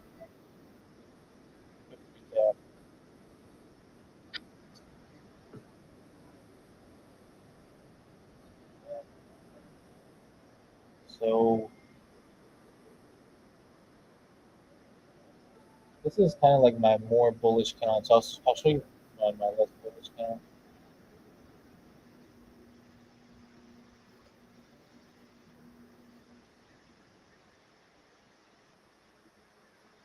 All right, so this is the less bullish count, which is basically that this is our last wave up, and which is probably playing out in the form of an ending diagonal, right? So essentially, this was our first wave up. Second, so then we have another. Then we have basically a third wave move, right? This is our third wave move. This is our fourth wave move. Now we're finishing this fifth wave move. Diagonal, and we break it down as 1, 2, 1, 2, 1, 2, 3, 4. This is our extended fifth wave of that move, right? We made the five waves, four, five, four, and now five, right? So ideally, I wanted to see this as a 1, 2, 3, 4, 5, which would have taken us to that 314 level.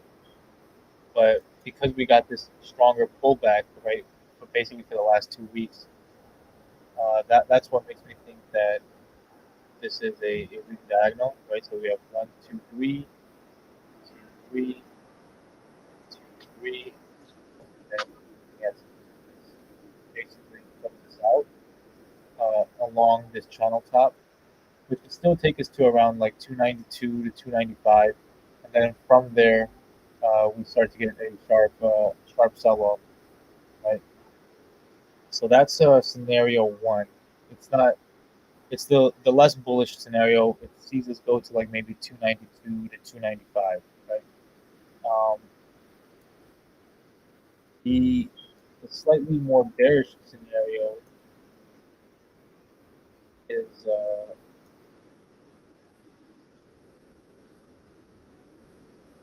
could go to 314, possibly higher to like 340. So that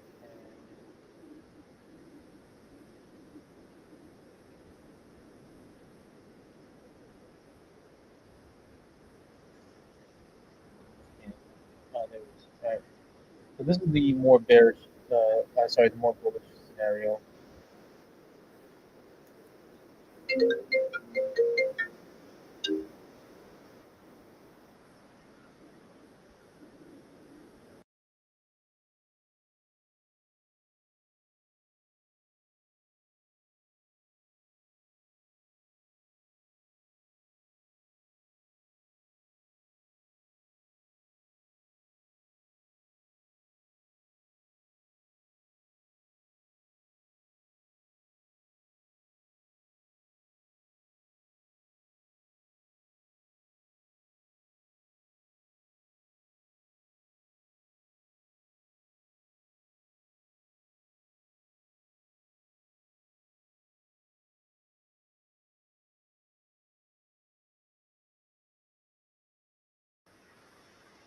Sorry, guys, 1 second. I have another call.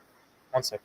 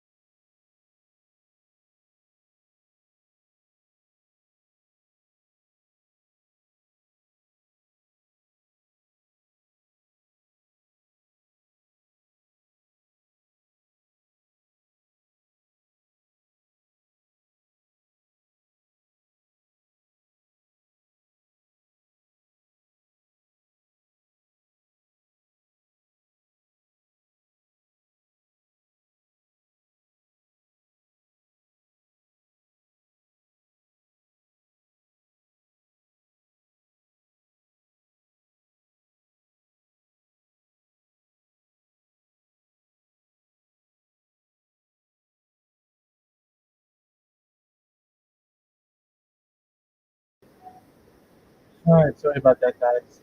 So the bullish count is you could see us go higher, right? To like 314, possibly even to like the 320 to 340 range, right? So it's kind of the reason why I'm holding back from that is because I'd rather just give a more conservative count. Because I would rather you all like limit your risk or whatever. It looks like we're getting a decent push right now. 380.77. It's not a bad candle right there. About 3 minutes left.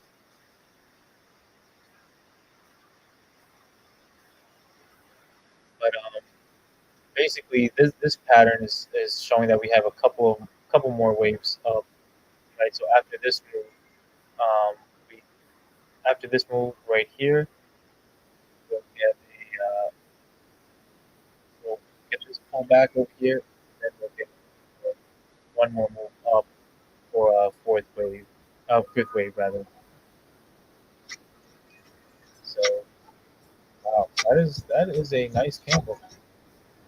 281.21. It's a nice way to close. Sorry, guys, I had five more.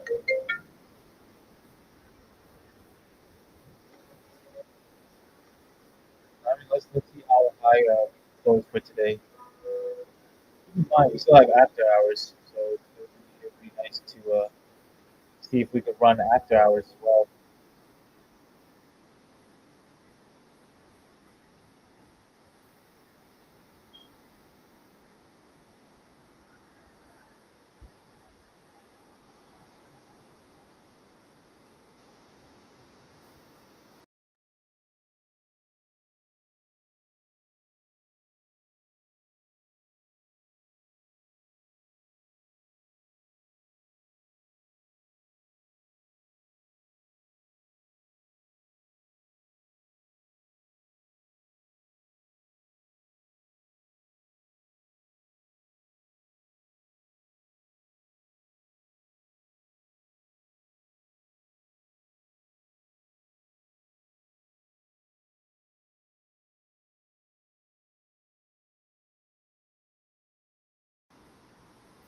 Should we all guess the close number? Yeah, we could guess.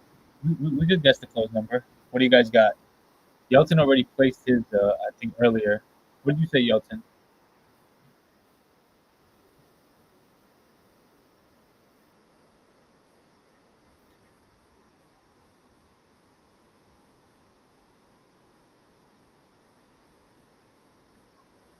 I'm gonna go with I'm gonna go with like 281.60. So whoever's the closest without going over, 281.60.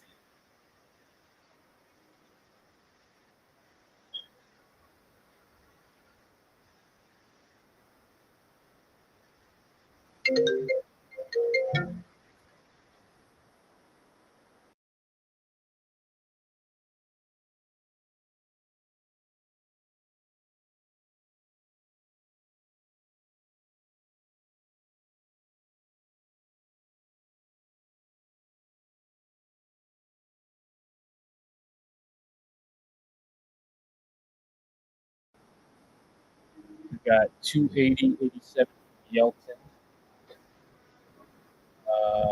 294 from Love Never Fails. I said 2.60.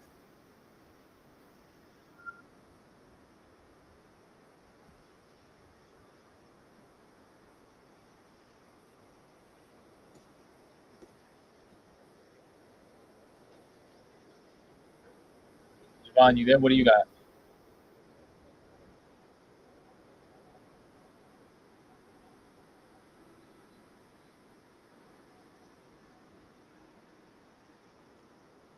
Sunny Ann got 282.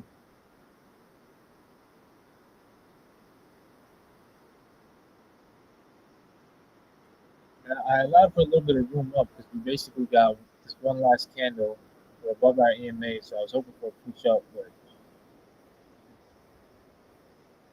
I got 280.50.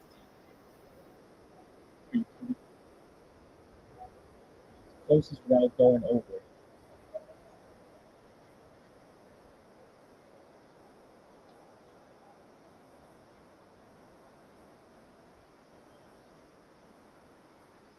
That's smart. Javon was using 21 EMA. So is that would is that 287?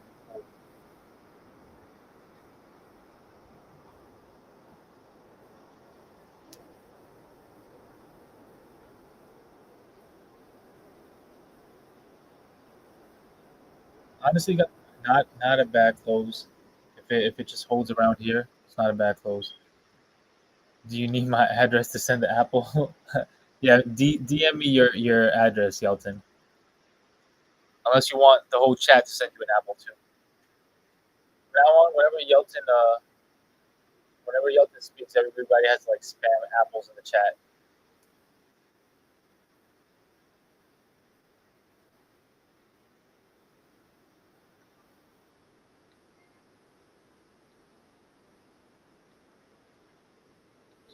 Those above 280 is nice. Yeah, above 280, I think is solid for the week.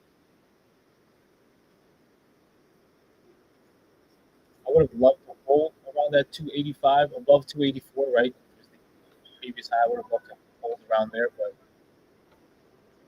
I'll take it. I'll take it. It's a strong week. We went as low as 265 this week. It's a strong week to bounce back. I think it sets us up nicely for next week and earnings on Wednesday. Remember, Tesla's the type of stock that once it rips, it can really rip. So 286 would trigger 300. I think so. I really do. That's why I was hoping that it would have closed in that range between 286 and 290. I feel like that would have definitely brought us 300 next week. So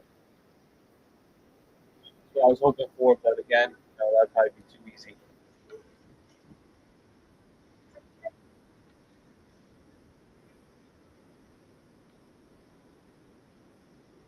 It's like we're pulling back. Got 2 minutes left. Right now, I would say probably. Uh,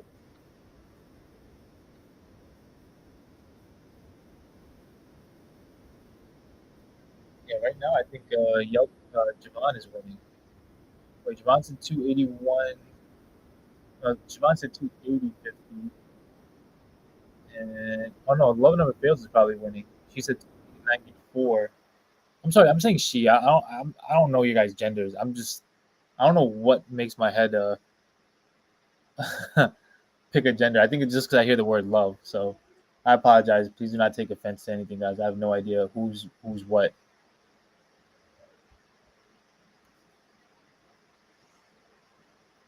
But as of right now, Love Never Fails would be winning 281.08.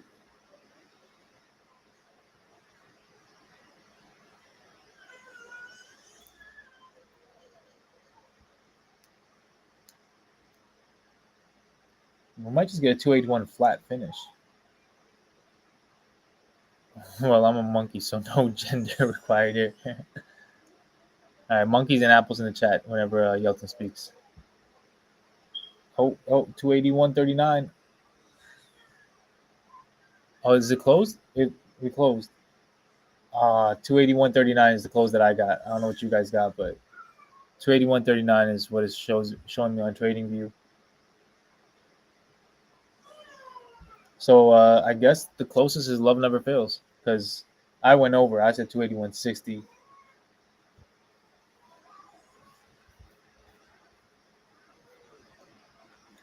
I guess we'll see how it does after hours and then in the pre-market, guys.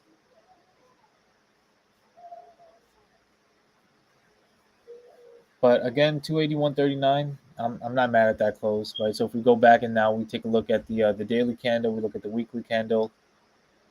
On the weekly, it's a solid hammer candle. On the daily, it's a little bit wicked out on the top, but overall, it's still strong price action. Volume is starting to pick up, and there's a good chance that by next week, by Monday, Tuesday, Wednesday, we start to eliminate this divergence, right? So If we do, then that'll make me feel a lot more comfortable. I feel like this channel is gonna give, guys. I really do. My bias is still bullish. I think that this channel is gonna give.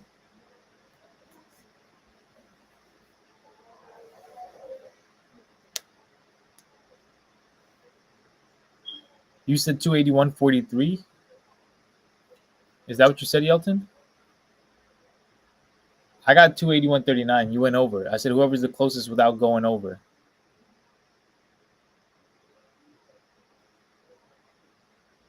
No, no apples for you, buddy. But yeah, guys, I think that's gonna do it for me for today. I got kids that I gotta go take care of. But I will post that video in a little bit, right? Um, so check that video out, and then I'm also gonna do. I feel like I've been neglecting a bunch of other tickers for Tesla. So I'm gonna do a couple of videos. I'm gonna do an update on Neo and Rivian. I'm gonna do an update on Palantir. Hopefully this weekend I'll be pretty busy, so you guys can check that out. And the real reason is because I feel like as this Tesla play comes to a close, for me at least, I'm gonna rotate into something else. So maybe like in another week or two, I'm probably gonna end the Tesla live streams, and I'll just give you guys updates, and maybe I'll start live streaming for something else. A wave session? Yeah, I could do that. I could do like a like a little beginners session on Elliott Wave and how that works.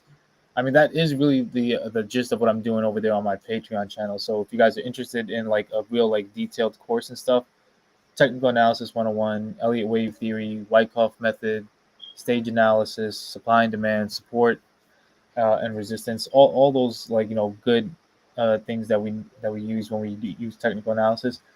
I'm designing a full course on that, guys, which is basically available to my patrons on Patreon, and obviously then the Discord is going to be available to you guys. So at that point, if you guys are a part of that community, we would just chat on the Discord.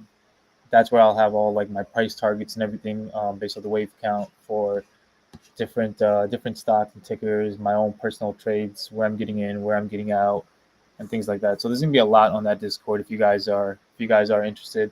I'll be posting more information about that. So it should be up in like another 3 weeks or so, I would say. No problem, Edwin. I'm glad you joined us. Glad you were with us. Glad all you guys were with us today, and thank you guys for being here this entire week and just tuning in with me. I really appreciate you guys. SoFi, yeah, I am going to do an update on SoFi too. That's another one that's basically on my watch list. So both SoFi, Palantir, Neo, and Mara are like some of my like top ones that I'm looking at. But they're all pretty much like this is Palantir, for example. They're all in the middle of their wave counts, right? So some of them we've kind of like missed the boat on like their third wave moves, and they may end up retracing for a little bit. And I'll look to see if I want to play like a fifth wave move or whatnot. But I'll take a look at SoFi. There's honestly I think going to be a lot of good opportunities coming up. So I'm really excited for that. And also, guys, I forgot to mention this all week, but basically, follow me on TikTok and Instagram as well. All right, because over there, that's kind of like where I'm just posting like very quick like sound bites and updates on what I think is going to happen I mean, I just did one post each for Tesla, but I'll be adding like other tickers as well, right? So especially tickers that we aren't watching and live streaming, I'll be posting those. Like so, Nvidia, I'll give you guys like my take on that. I'll also add Bitcoin and Ethereum. I just feel like I've been like super focused on Tesla right now. I've been neglecting a lot of other tickers, and there's some other really good trading opportunities out there. So stay tuned for that. Bitcoin is down 5%. Okay, I mean I'll take a look at it. It's probably just a healthy retracement. We'll see. Thanks, Sunny, and enjoy Guam, and I'll talk to you or I'll see you next week. Everybody enjoy your guys' weekend. I got to get out of here, but watch out for that video. Subscribe, like the video if you guys can, and share the video. And we'll be back more for next week. Thanks, Yelton. I appreciate you. Thank you guys. Thanks, Edwin. Thanks, Javon. Love never fails. Sunny Ann. I'll talk to all you guys next week. All right. Take care. Enjoy your weekend. I'll be back with more. Peace. Oh, hey, Christopher. Nice to see you. I'm glad. I'm glad you were able to say hi. Thank you. Thank you so much. Appreciate you. I'll see you next week too. God bless, guys. Take care.